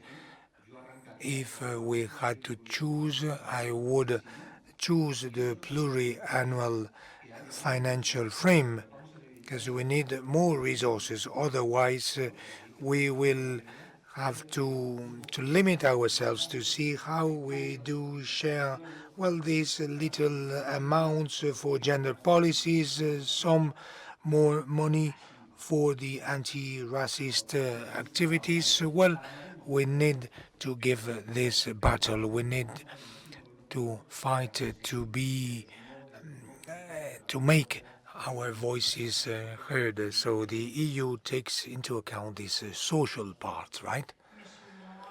Yes, I add to this, if there are no economic resources, we do not have possibilities to make any proposals. I would like to add, if I may, some amendments regarding digitalization, about the European proposal on social networks and the impact. Well, European research has been proposed to see which is the impact of social networks. The digitalization has many sites, and it is being proposed from Europe. These are positive things, positive trends. I totally agree about the gender issue that has to be transversal. It has to be embedded in the dialogue in our daily lives. It cannot be a concrete one-off solution. When we talk of poverty and social exclusion, well, housing is paramount. When people tell you, well, we are five sleeping in a bedroom, nobody goes out because you don't have the right just to cook and you get back to your room to make homework, to watch television and to sleep. Well, these this is the root of mental health problems, living together problems. Well, all these arts, this child goes to school, but he is not feeling okay. He has no intimacy, so we drag many things since the housing issue. So housing is absolutely cornerstone. Also, a challenge which is capillary within all this is mental health, emotional well-being. We talk about social policies. Now we need to fight in favor of the well-being of people, emotional well-being. We want to think that Europe puts people in the center, but it is important to devote resources.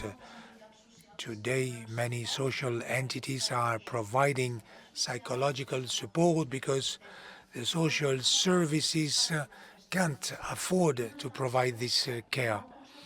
And this care that we dragged from the pandemic. If we have no resources, we will end up with a level of disease and mental health which is really worrying. But it is starting since young age. So we should clearly bet on taking care of all the aspects to to take care of people. We will leave this reflection table. Thank you very much to all of you, Daniel Kubelich, Maria Nicolopoulou, Carlos Ucias, and Pilar Muro. Where do we come from, and where are we heading on the European Union social agenda? We need to eliminate concepts, so we need to align a concept so we all speak with the same voice and about the same things. Europe is diverse, and we need to address the same and different at the same time needs. Also the importance of transversal policies at the gender level, without forgetting the huge challenges such as housing, mental health, living in dignity. It is clear that this picture could be broader, but we have these challenges. If we needed to put this on a chart box, well, we would certainly agree on this, but we have the power we have. And let me highlight the importance of doing this, of fostering and setting this network. Now we have until 12:15 for a coffee break, a brief coffee break until 12:15. It will be a pleasure to have these talks, this chat, and let's be back in 30 minutes. Thank you very much. La taula de Now the reflection table about the priorities to defend, to enlarge the Europe of rights. As Enrique Mulist was saying, to enlarge this Europe of rights, fight against hate speech must be one of these priorities. That's why this third table of the social sector has started the campaign against hate speech, so youth can act amongst equals. Esodi.cat, it is hatred.cat, can be visited with all these contents that will be published, that will be released. Esodi.cat, es dot odi, O-D-I dot cat. Where we do come from, where we are heading on, well, it is time to enlarge our view, more specifically to know which are the priorities to be defended to enlarge Europe of rights. We will focus on more specific subjects of the new European social agenda, which are happening in the beyond Brussels, because we need to know the different territories to address it in Brussels, at the heart of Europe. We will focus on municipalities and, on the other hand, in concrete cases of Germany, Piemonte, and Catalonia. We have Hamza Benis, Head of Work Digitalization and Public Services of the European Council of Municipalities and Regions, CEMR of Belgium, Master in Institutional Relations. He works in digitization and public services since January 2024. In this role, he is dedicated to advancing the interest of local and regional governments on social affairs and as employers, while supporting technological advancement and efficient public services across European municipalities and regions. Before joining, Hamza worked on employment and social affairs at the European Parliament and gained from experience with EU policy in a European member-based organization. Be welcome. Ana Martinez, responsible of DAMIGRA in Germany, doctor in political sciences by the University of Manchester, the University of York. Also, she works as a responsible in the organization gathering the organizations in Germany working on sexism. Martin has worked as a consultant for several institutions for the Henry Board and the German International Cooperation Agency in Germany. She combines academia with practical services in human rights and social justice. Welcome, Mrs. Martinez. Barbara Mitats, she is in head of Federación de Salud Mental Catalunya, psychologist as well as psychotherapist. She's a master in psychogeriatry, in cognitive and social therapy, as well as diseases. She is based in palliative cures mental health from a strategic view with a communitarian focus. She is responsible of program and services at the Federation of Mental Health in Catalonia. Welcome. And from Piemonte, Raffaele Scalisi. She's coordinator of international relations and of the platform Torino Social Impact. Benvenuta. With a degree and a PhD in communication and 20 years of experience as a public sector executive manager in the fields of territorial marketing, international relations, and EU policy. In 2019, she started to focus on impact economy, also earning an executive program in impact and sustainability leadership at the Politecnico of Milan School of Management. She is the strategic advisor of Torino Social Impact and founding partner of Triade, a spin-off of the Politecnico of Milan, specialized in impact strategy and measurement. Welcome, all of you. Thanks for participating. And as we did, the procedure will be the same one. We will start with unique questions. And the first, as we did before, if you can please give a hint of your work. Hansa Benis. Thank you to the interpreters for also facilitating this participation. So, as you said, I'm from CMR, with longer version is Council of European Municipalities and Regions. We are the association of associations of local and regional governments. So we have over 60 associations from 41 countries. So we do not only represent European Union member states, but we also represent European countries from Israel to the UK, basically. It's a lot of members, but it's also a lot of local and regional governments. It's over 110,000 and over 1 million elected officials and representatives. So it's quite a large organization, which also means that we work on a lot of topics. Let's say we focus them on, or at least we rank them in 4 categories. There is society, labor, there is also climate, and there is cohesion. Our tasks are, let's say, twofold. We do advocacy to European institutions, but also to relevant stakeholders.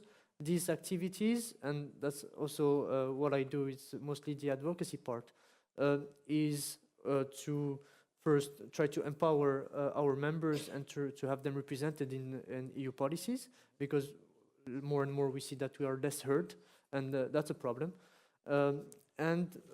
We also do European social dialogue, which has been, I think, already mentioned earlier.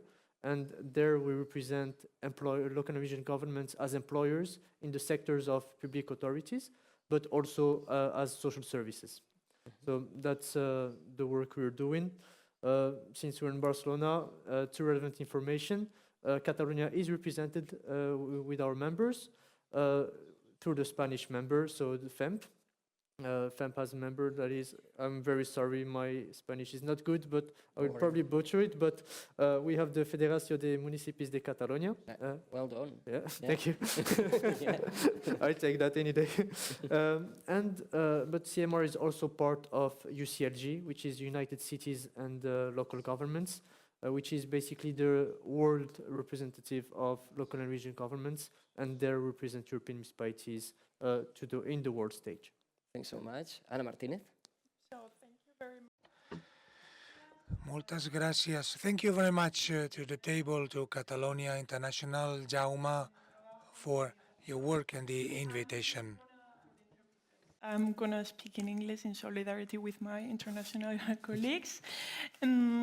First of all, just to clarify, my director was going to be here today, and as he apologizes, we are going through a difficult situation because of the financial cuts and the crisis in the German government, but I'm happy to be here with you today. So, who is DAMIGRA? DAMIGRA, long name in German, Dachverband der Migrantenorganisation, is the only women-specific nationwide umbrella organization of migrant women's groups. And we were founded 10 years ago, and we are present in 8 federal states and represent over 60 member organizations. We do advocacy in different levels, at the political and public sphere, in the media, and also in the economic sector.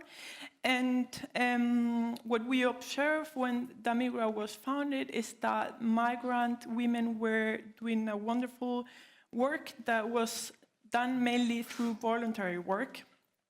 And their contribution is not only important for their communities, but we also believe it's also important for the future of pluralistic and democratic Germany. And what sets our work apart is that we work at that intersection between gender and migration. So on the one hand, we incorporate a gender perspective on all migration and refugee issues. And on the other, we apply an anti-racist view on equality debates. And as you all can imagine, this is very challenging, and I can say more about that in the next questions. We have various areas of expertise. We work a lot on violence against women and the implementation of the Istanbul Convention. We do also work on labor and the incorporation of migrant and refugee women in the German labor market. My area of expertise is health and reproductive and sexual rights, and we also do a lot of work on political participation. Thank you. Gracias, Ana Martínez. Thank you, Ana Martinez. Barbara Mitach. Yes. Thank you for my first talk. Yes, a brief explanation supported by some slides. Thank you very much for inviting us.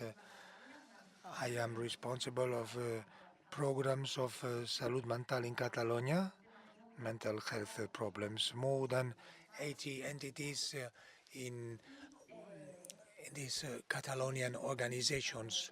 We have several working axes. We are mental health services providers. We work for awareness for social inclusion and transformation. We also work on training programs, assessment and research. And we also do political advocacy. Our mission is improving social awareness, life quality, freedom without discrimination. We fight for the equality of opportunities and for mental health issues. My challenge is explaining this in 3 minutes. I will speak a bit fast. We will focus on explaining 3 years experiences of 3 years. Before presenting the project, let me tell you that we are part of an ecosystem very wide in which we work with several entities, with other non-profit organizations, whether it is health care providers, social care providers. We work with the academia, we collaborate to promote research, and we work also a lot at the territorial level. This is a joint struggle, a joint fight, taking into account the particularities of each territory. Well, the project I was telling you about is the COACT project, is the RNA action of Barcelona. The goals of this research was using methodologies of citizenship social sciences through a chatbot to better understand how these networks are working about mental health. We collect evidences so we can gather actions to strengthen them. Basically, well, the most important part was this one. Well, 3 years in 3 minutes, a bit complicated, but you can see all this participative process. There was a knowledge coalition of institutional representatives with 66 representatives of 50 organizations. Also, we worked on 32 co-researchers, 24 with individual experience, 8 relatives, and 2 double profiles, family and mental health issues. We worked through this research methodology. We wrote the contents of this Telegram chat box, that is the tool with which we collected all the data. They wrote more than 200 micro stories. The process ended up with a collaborative interpretation of the data with all the people participating. The results, 2 political recommendations, policy recommendations. Policy brief, promote CSS methodologies in the field of mental health research, involving people with lived experience of mental health conditions and their relatives, articulate the research through different participants groups, consider citizens as a reliable source of information, and integrating the research into daily routines. And the last thing I want to address is a political recommendations on a local level. In addition, there were policy recommendations about the promotion and the strengthening of these social support networks that can be scaled up somewhere else, taking into account the specificities of each territory. Thank you. I mean, that's 3 years of projects very well summarized. Signora Scarisi, prego. I have also some slides. Yes.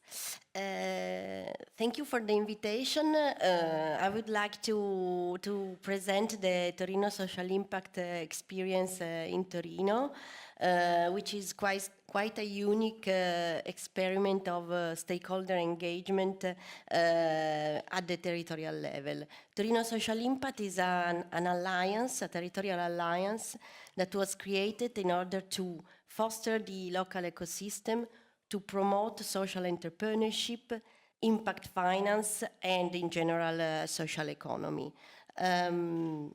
It was created and based on the idea that partnerships among different kind of actors, that's to say public, private, profit and non-profit. A cluster approach, a multiplayer cluster approach where different perspectives and also dimensions of the actors from big to medium and small, but also in terms of weight from little NGOs to financial institutions. The interaction among these actors at the local level, but not only at the local level, can deliver a more comprehensive approach to tackle societal challenges and in general to boost a paradigm shift in the economic system. So what happened at the end of 2017, after some years of ideation within the social entrepreneurship committee of the Chamber of Commerce, is that 12 local actors decided to create this alliance. As you can see, they were both public and private, profit and non-profit from the beginning. The Chamber of Commerce of Torino, which in Italy is a public body, was among the most important supporter, but also the municipality, the bank foundations, the incubators of the universities, and of course the social enterprises representatives and some other actors. They created this alliance as an experiment, and today we have on board 340 partners and growing at the rate of 10-15 a month. As you can see, we have all the components of the local system represented in our partnership, and one thing to say is that when a local actor would like to be part of Torino Social Impact, he just has to sign to an MOU. The legal representative of its organization has to sign an MOU committing its organization in putting on disposal energies, ideas, people, projects, sometimes also financial resources, but a fee is not foreseen, so it's not you don't have any fee to be part of Torino Social Impact, which is, by the way, financially supported mainly by the Chamber of Commerce and the bank foundations and the European projects. We have a master plan. I will maybe later on focus on some specific project, but just to give you the picture, the master plan is organized in 3 main thematic areas in which we elaborate and put forward projects. One is finance, I would say, and impact business, to facilitate access to innovate and facilitate access to capital for social entrepreneurship. And we have some programs. I mentioned the Social Impact Stock Exchange because it's something that we are quite close to launch after 4 years of works, and it's I think the first financial marketplace where companies are listed not only on the basis of their financial value, but also on the basis of the measured social impact value. And besides being listed, also the transactions will be based on the 2 elements. We have a social procurement on the private sector, very, very active.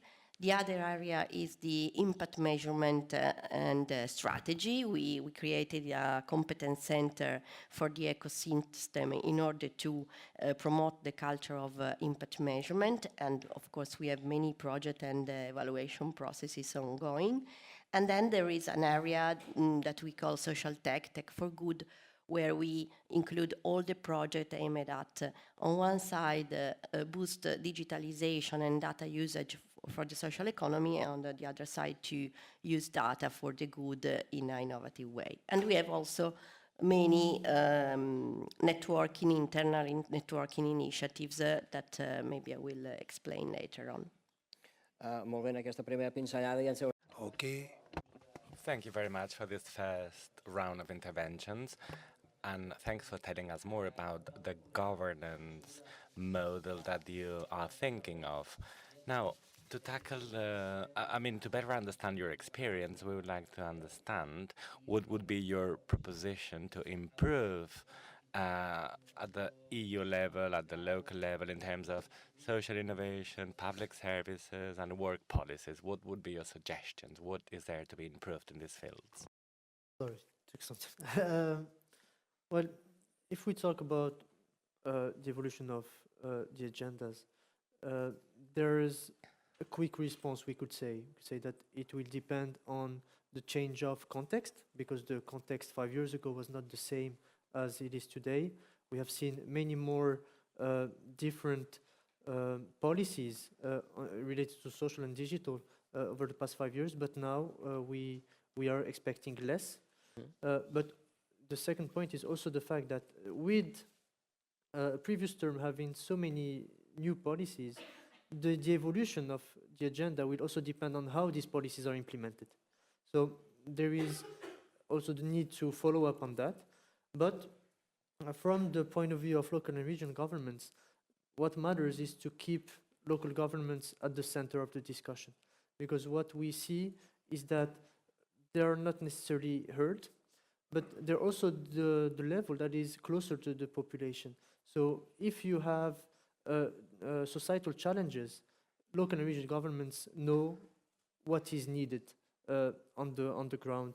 So they should be heard for the design of policies, but also to facilitate the implementation later on.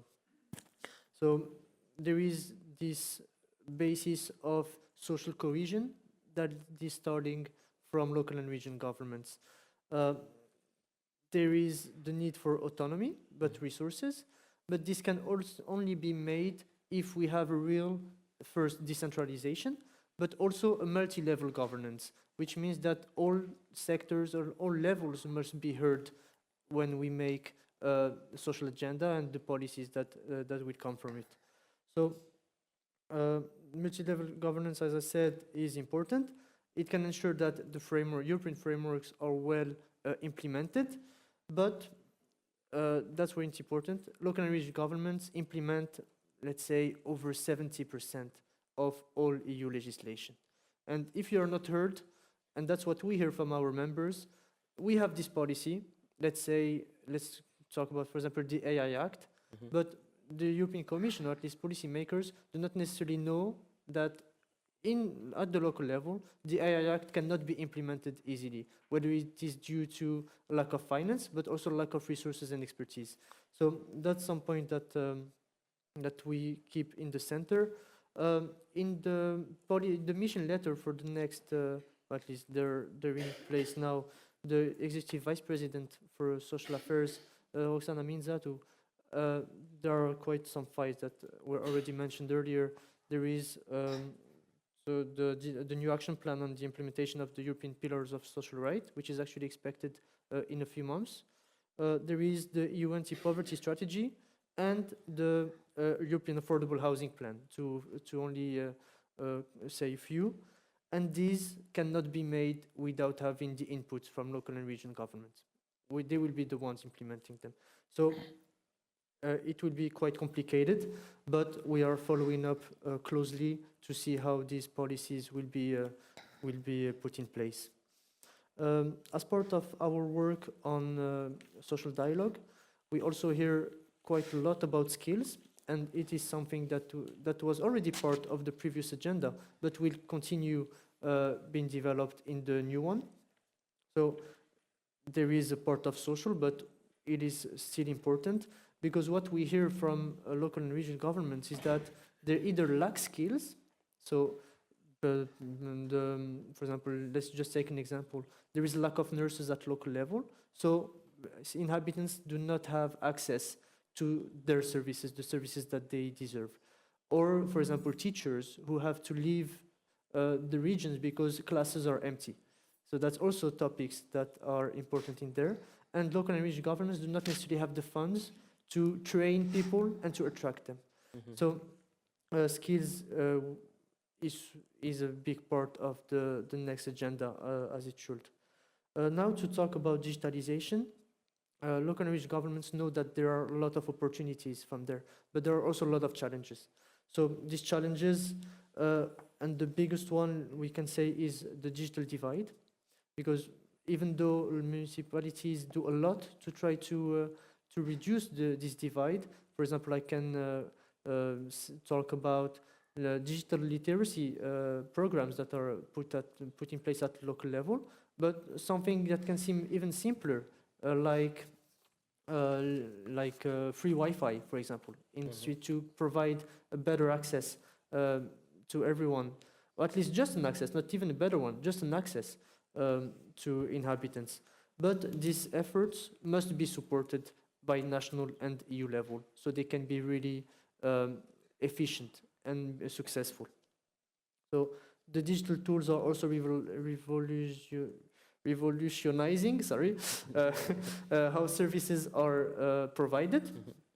But again, this is a topic where there is a big struggle with resources. And the EU has a lot to play here, so whether it is with the next revision of the MFF, that is already starting this year, but other programs like Digital Europe. So these programs must be empowered, reinforced, so local and regional governments and municipalities can take advantage of them and develop the policies and the tools that are necessary for inhabitants. I will talk about quickly two projects that are in this aspect at CMR. The first one is Living in EU, which is a platform of not only cities but regions and member states, and is supported by also CSOs. And this platform wants to promote the European way of digitalization. So an inclusive one, an innovative one, and sustainable, because that's also a big part of the digital transition, is that it is coupled with the sustainable one. And another project that actually just ended in October was in the framework of social dialogue. It was called Local Social Digital, which was about exchanging with employers but also trade unions on how we can adapt the workplace to the digital transition. Because adaptation, again, it goes to skills, but it goes also to keeping people in their workplace, having someone behind digitalization. So it's quite a large topic, and we tried with our members and our partners to move the topic further. And I talked a lot about governments, but I think in this context we should also talk about stakeholders in general. And it's true that local regional governments do a lot, but this can only be amplified with a multi-stakeholders approach. So either CSOs, but also it can be businesses, it can be a lot of different actors that are interested in these topics, because the topics are quite complex, and it's only together that we can work into addressing them. So I think on this question we can develop a bit further the cooperation between the two, but that's how we believe the agenda will develop. Maybe not as positive as previous speakers said, but there's still a lot of challenges to work on. Okay, thank you, Hamza Benis. Dir-vos que després tindrem... I would like to say that later there will be a short Q&A with the audience, just for you to know, because this is also important to ensure interaction. Ana Martinez, the feminine perspective, migrants, and the feminist perspective. Now, when it comes to tackling needs, challenges, your experience from the Migra, what is your proposal to improve things at the European level so that we can overcome the challenges related to migration, feminism, etc.? Because before starting with the challenges, it's important to say that we are working with a two-level approach. Our first approach is to position our member organizations as experts, and the second one is to engage with the state and with public institutions in Germany. And there we try to bring an intersectional perspective. And as you can imagine, we are facing many challenges, and but the most important is probably the challenges that member organizations on the ground are facing right now, and the rising of anti-feminist, racist, and hate speech trends is impacting our member organizations, and we have to acknowledge that women's bodies, and particularly the bodies of migrant women, are at the center of this battle, at the center of this backlash. Having said this, our main challenge at the political level is the recognition of migrant feminists, and this combination is important. Our contributions are limited to migrant issues, and I can give you an example. At the moment, there is a campaign for reproductive rights in Germany, and we really struggle to include an intersectional perspective in which feminists in Germany recognize, okay, we need abortion, but we need abortion for everyone. Yeah, so this narrow views of migrant feminists often restrict our role in broader societal debates. So our proposal is to think about different realities and different experiences when we think about policy.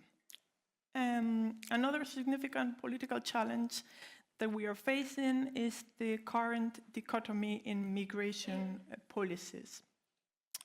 So, for instance, we have laws in Germany such as the well-known Fachkräftemangelgesetz, a skilled labor shortage law.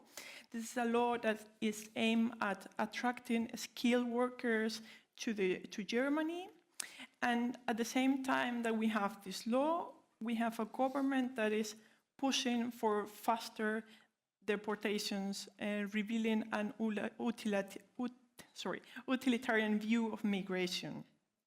In other words, skilled workers are seen as valuable and very, very needed, but at the same time, people who are fleeing are seen as a challenge for Germany.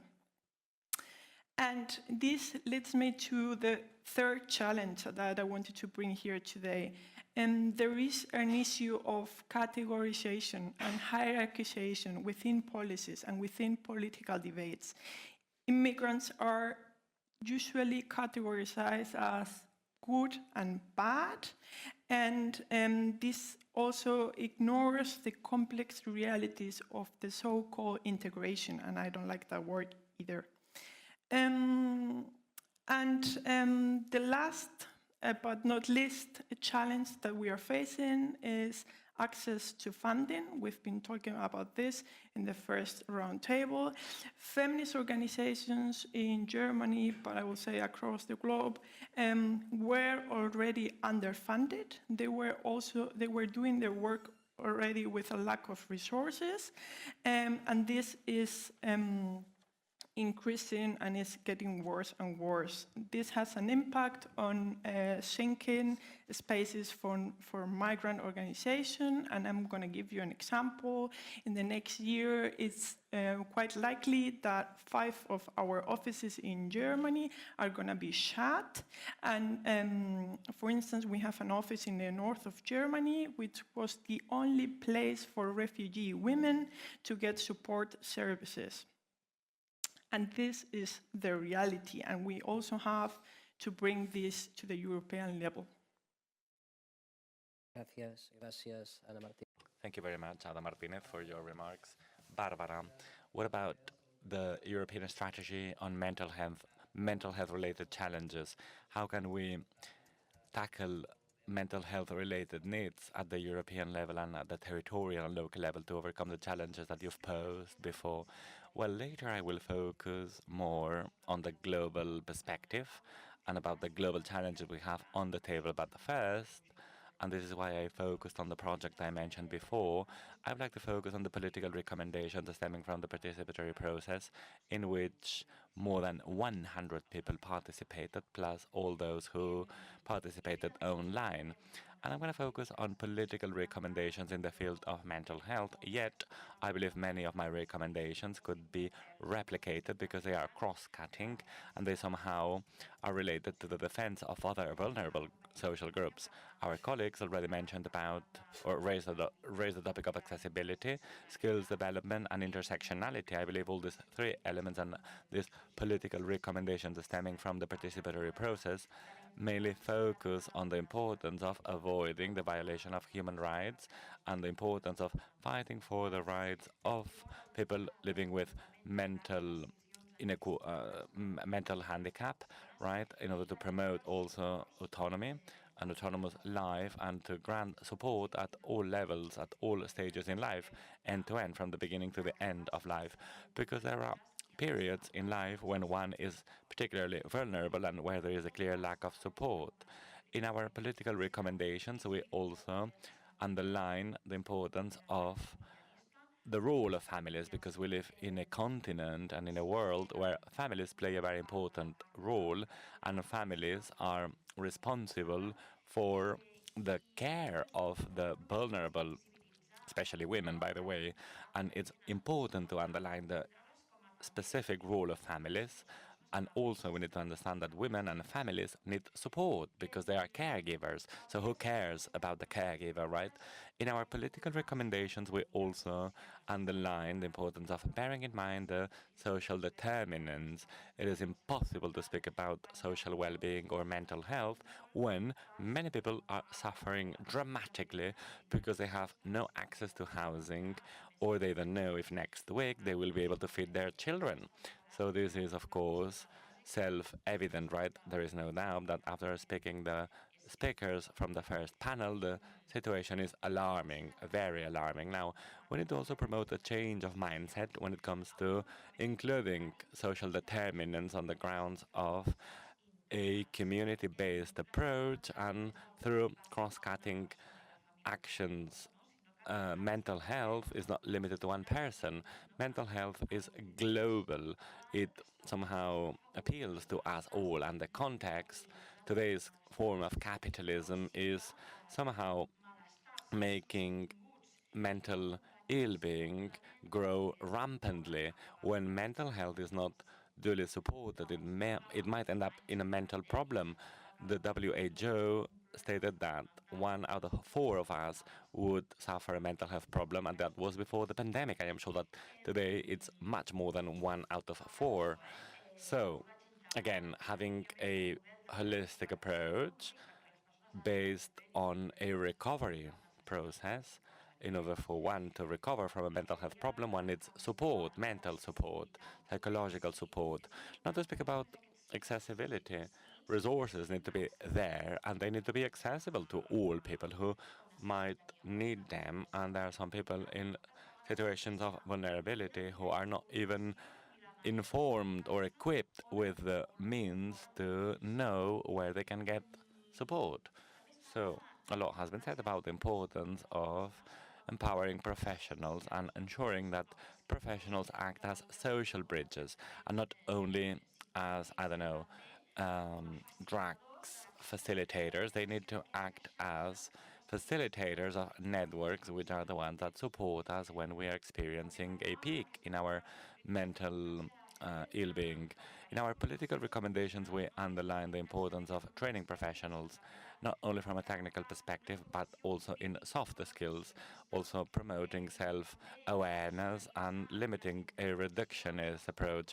We need to tailor-made protocols and actions. We need to humanize attention and care. And of course, when we want to put the person at the center, we need to become more flexible and widen the scope of the services offered.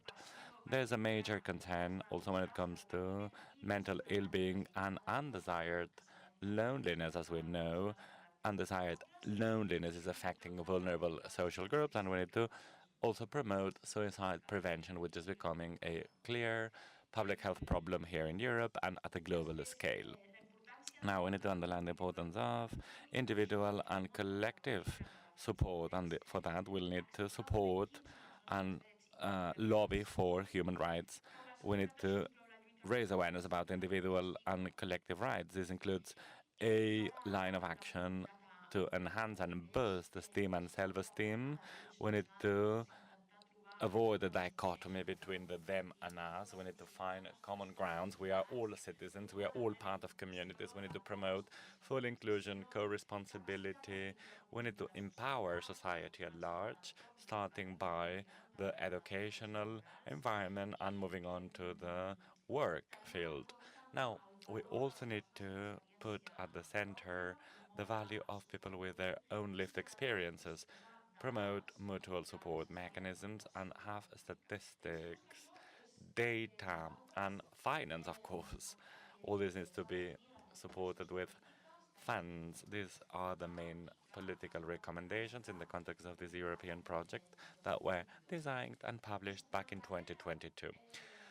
Let me now tell you a little bit more about what the Commission said in one of their communications before the European Economic and Social Committee and before the Committee of the Regions regarding a holistic approach on mental health in June 2023, 1 year after. They speak about the integration of mental health through public policies with a holistic approach and a community-based approach. They speak about prevention and early intervention to put the focus on social determinants and about improving access to treatment and attention mechanisms. They also speak about the importance of putting the focus on the health of children, youth, and adolescents. They also speak about to what extent different forms of inequalities have a direct impact on our mental health and make some of us vulnerable. It speaks about the importance of ensuring an accessible attention mechanisms, affordable, integrated, community-based, which puts a special focus on groups at risk of social exclusion. It also speaks about tackling psychosocial risks at work, reinforcing mental health mechanisms and social prescription, fighting stigma and promoting human rights as well as promoting individual mental health.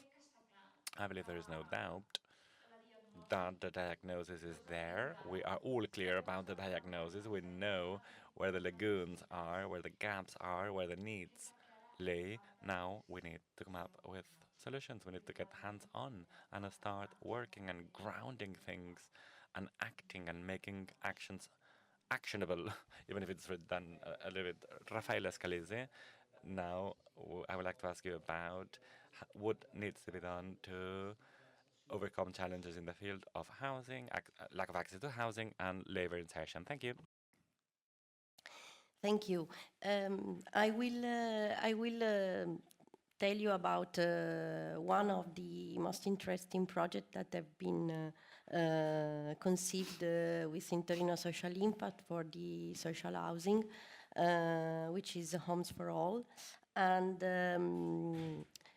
this project gives me the opportunity to explain the approach that we try to promote for all the social challenges that are tackled by Torino Social Impact. When we now we are speaking about social housing, but we try to push the same approach for the youth unemployment, for gender issues, for projects related to migration. So the Homes for All is really a successful experience, but the approach that we push is the same, and it is based at least on three key elements. One is the, as Torino Social Impact itself, the partnership among private, public, and social sector. The second is to try to innovate on the financial side. That's to say, to create innovative financial mechanisms that don't rely only on public expenditure, but include private investors. And the third element is the comprehensive and well-qualified impact measurement of the projects. What is Homes for All? As in many cities, there is the housing problems.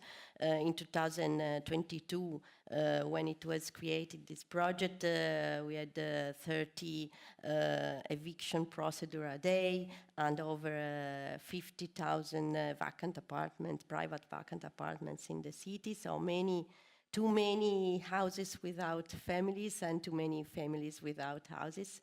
And this project was conceived by the public sector, the City of Turin, the Chamber of Commerce, a group of social entrepreneurs, among which you had architects, experts in social impact and also on financial aspects, and of course the private investor. At the beginning, the project was funded by a national grant, but then it continued in the way I will explain. The idea was that to buy or manage private apartment, this collecting, gathering from the private owners, refurbish them, and also including energetic upgrade, and then assign to the families in the waiting list of the municipality, together with a very deep and comprehensive social program to accompany families in their stability. So counseling for over-indebtedness problems, empowerment, training. This is to obtain the result that they can keep paying the, of course, low price rent fee, and they can start a new phase of life as families. As I said at the beginning, it was funded by a national grant, but afterwards the social entrepreneurs created their companies, and they have now important numbers, over 120 beneficiaries among the families. They have bought 56 apartments, 35 apartments are managed by their organization, and they also design 12 new buildings for this purpose. And they gather, this is important, 5.6 millions of impact investing resources. And this brings me to the third element I mentioned, the impact measurement. These numbers would not be possible without a comprehensive measurement framework, because if you want to attract impact investors that, of course, have are rewarding of their capital invested, you need to deliver very solid numbers and data on the impact that you are delivering. So, of course, they created a value chain and an impact mechanism, measurement methodology very effective. Doncs gràcies per les vostres aportacions. Thank you very much for your amazing and thought-provoking contributions. I think there is time for one question, one round of questions maybe. So if you agree, let's be as brief as possible because time flies, and I believe there's so many interesting things, but you know, time matters, right? So one last question. At a time when human rights must be at the center, what do you think that we can contribute from the social perspective, right, and from the regional perspective? Thank you. Well, I think there's still work to do. Within CMR, at least, how we try to advance things is either by ourselves or with other organizations. So I will talk about first within CMR. We are developing these impact communities where instead of focusing only with our members, our elected officials, we also open the discussion to other stakeholders in our advocacy activities. So we try to open up the discussions to not focus on only ourselves, because we know that only ourselves we cannot do enough. We need to work with the others. And I think it's quite common in Brussels as well.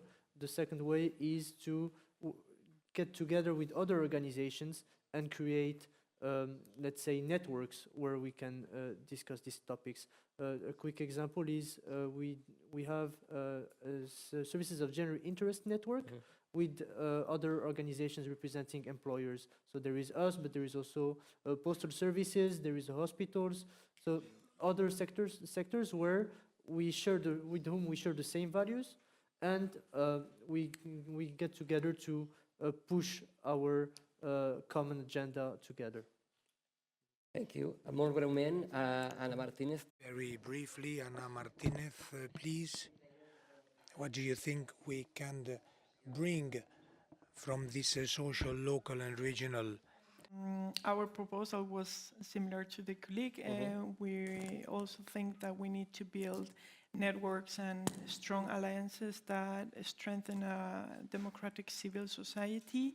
But we want to point out that these alliances must be rooted in intersectionality so that we do not forget anyone. And the second proposal that we had is that we believe that our concepts are sometimes very abstract, and we have seen that from the other side they have very concrete framings that connect with a big part of the population.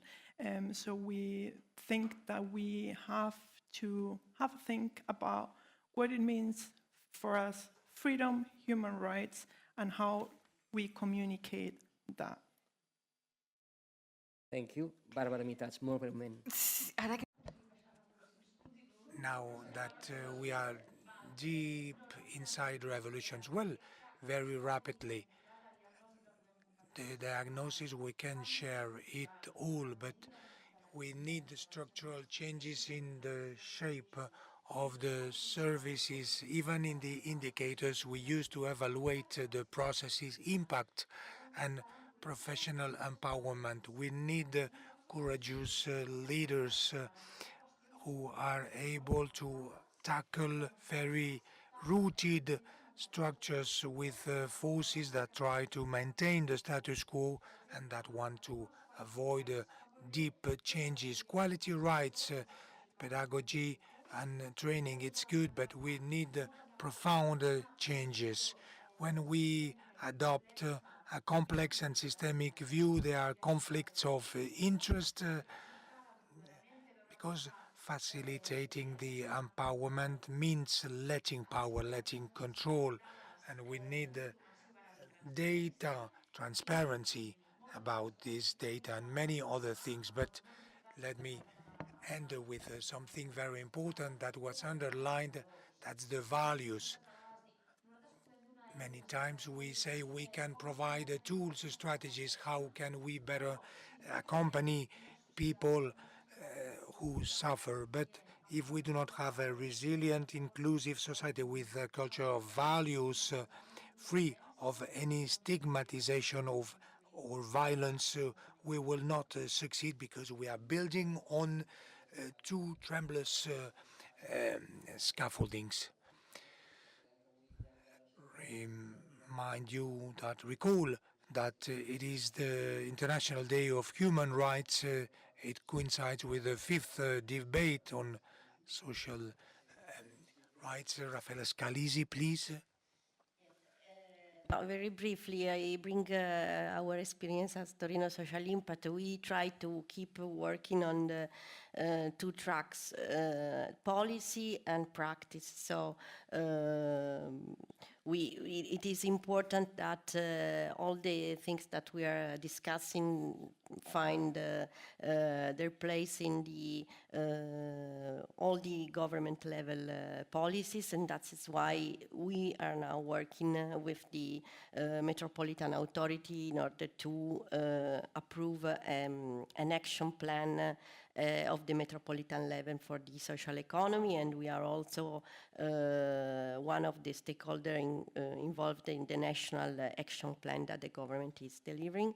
Practice, to be concrete, in our case, which is a platform of coordination among very different actors, how we try to be concrete in this networking. We use the tool of the communities of practice.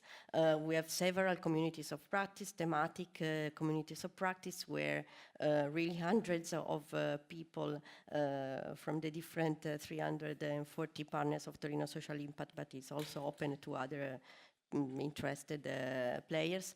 They participate, they exchange experiences, there is a mutual learning and also design of projects, of common projects that have to be funded, and therefore we have also a community of practice dedicated to European fundings. So the two levels for us, policy and practice, are the key answer to push the process. Moltes gràcies. Malauradament, em sap greu. Thank you very much. Unfortunately, we will not be able to take some questions from the audience, but in any case, we will try to bring answers to all these doubts and questions and issues. Thank you very much for your participation, for accepting this invitation to be with us today. And you are invited to take your seats, please. Gràcies, Camps de Vent. Thank you, Kamsabenis, Ana Martinez, Barbara Mitage, and Rafaela Scalisi. As we said, we could keep talking for hours on this fifth debate on social Europe, but it's time to close this event, reinforcing the civil society and the local governments. We will listen to the Councillor of Social Rights, the Honorable Monica Martinez Bravo. You have the floor.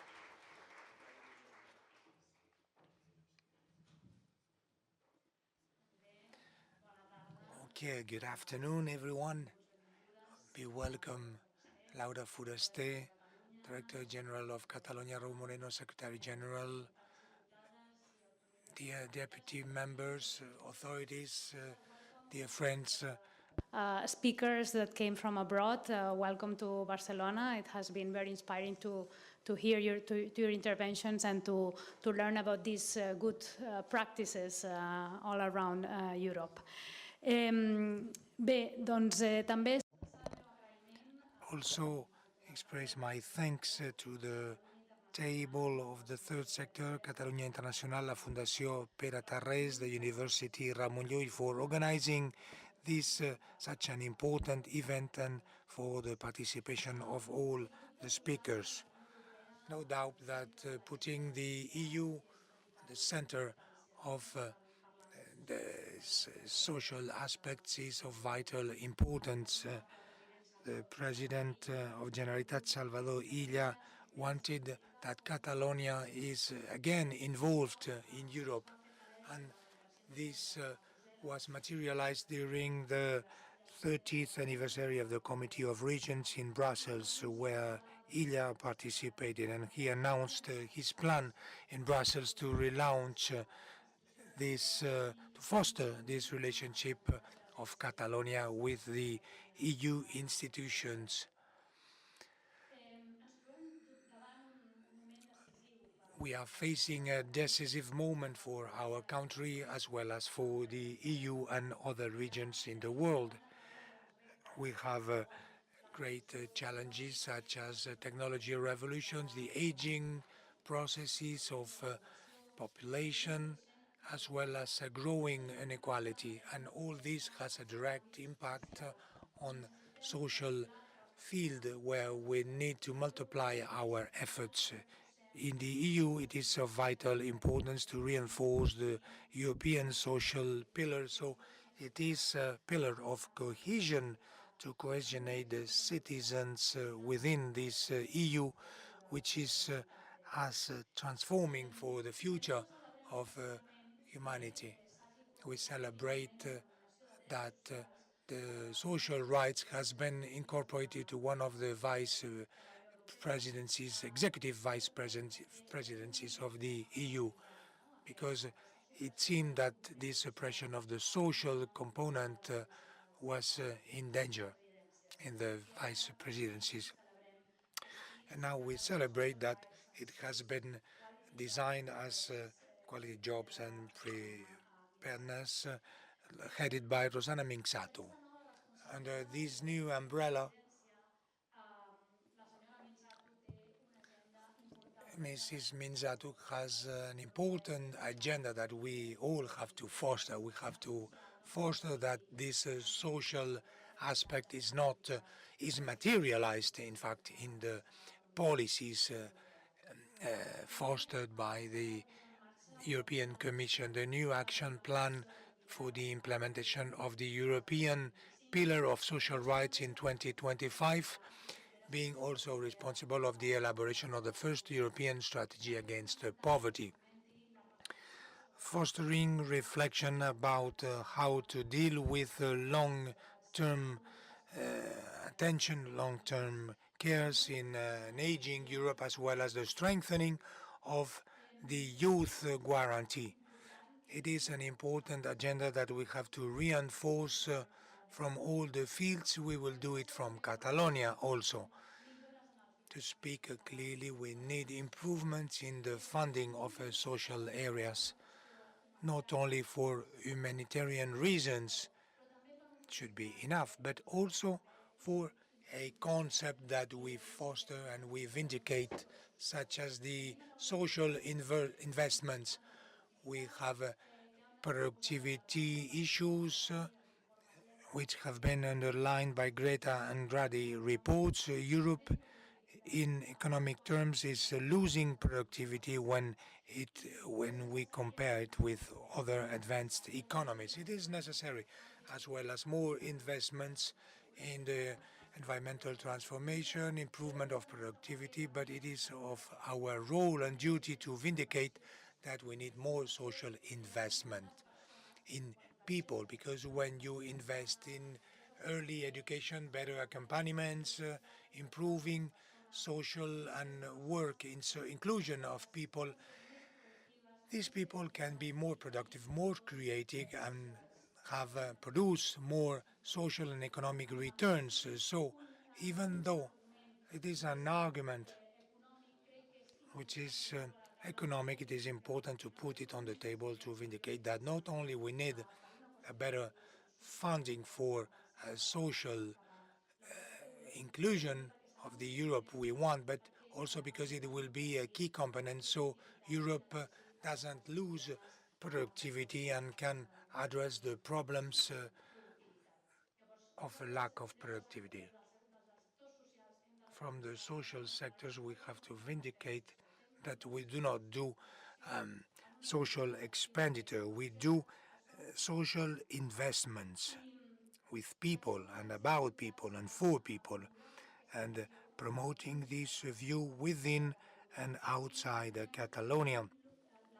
We have and we will have the goal of strengthening really the European pillar of social rights with three objectives: guaranteeing equality opportunities, ensuring working and fair conditions for all the workers, and promoting the protection and social inclusion, which have to be effective for everyone. The three objectives, we share them all, and they are marking our government actions for the last 4 months.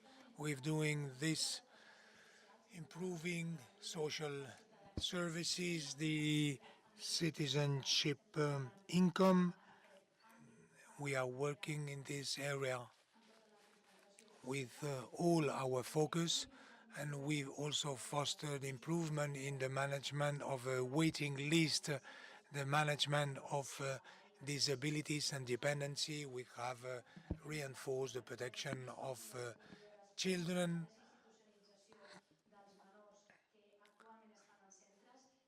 and we will also reinforce all the innovation and assessment of public policies to put Catalonia again as a reference in the avant-garde of the quality and the improvement of public services in the EU.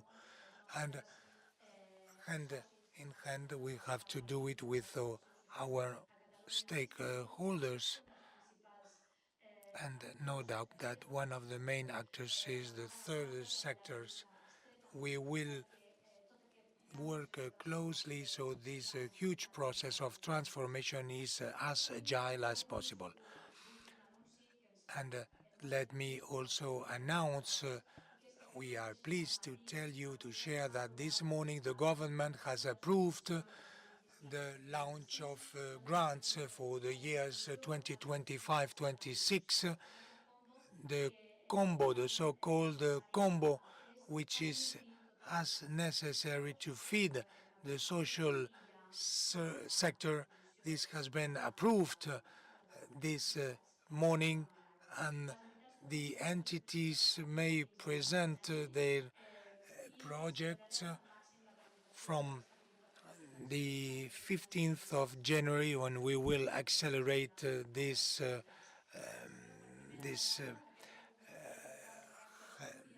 programs This program for the first time will be pluriannual to allow better planning these projects. This has been one of the historical demands of the sector, and we are proud to be able to satisfy to this new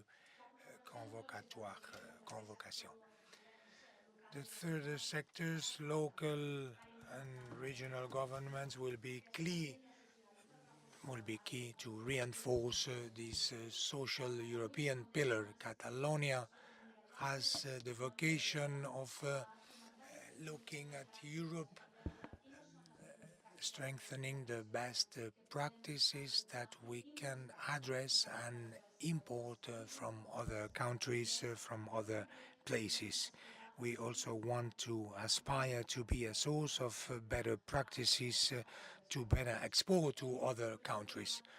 We want to put Catalonia the head of the top of the EU as for public services, and social politics will be one of the main axes. This will turn into a reality. Thank you very much. Thank you, Monica Martinez Bravo, on behalf of the third sector and the Faculty of Social Works, Universitat Pere Tarrés, Ramon Llull. Thank you very much. Thanks to our speakers to share their experience and knowledge. Thanks for attending this fifth debate on social Europe. And we started this event. Benvinguda la intelligència artificial. Welcome to the AI. If it is to help people, let me add a quote by Yousafzai, the Nobel Prize of Peace 2014. He said, with technology, we have the power to bring the voice to those who are in silent, to connect communities to fight for justice. Thank you very much. Thank you all. Thanks for listening this interpreting service. Thank you.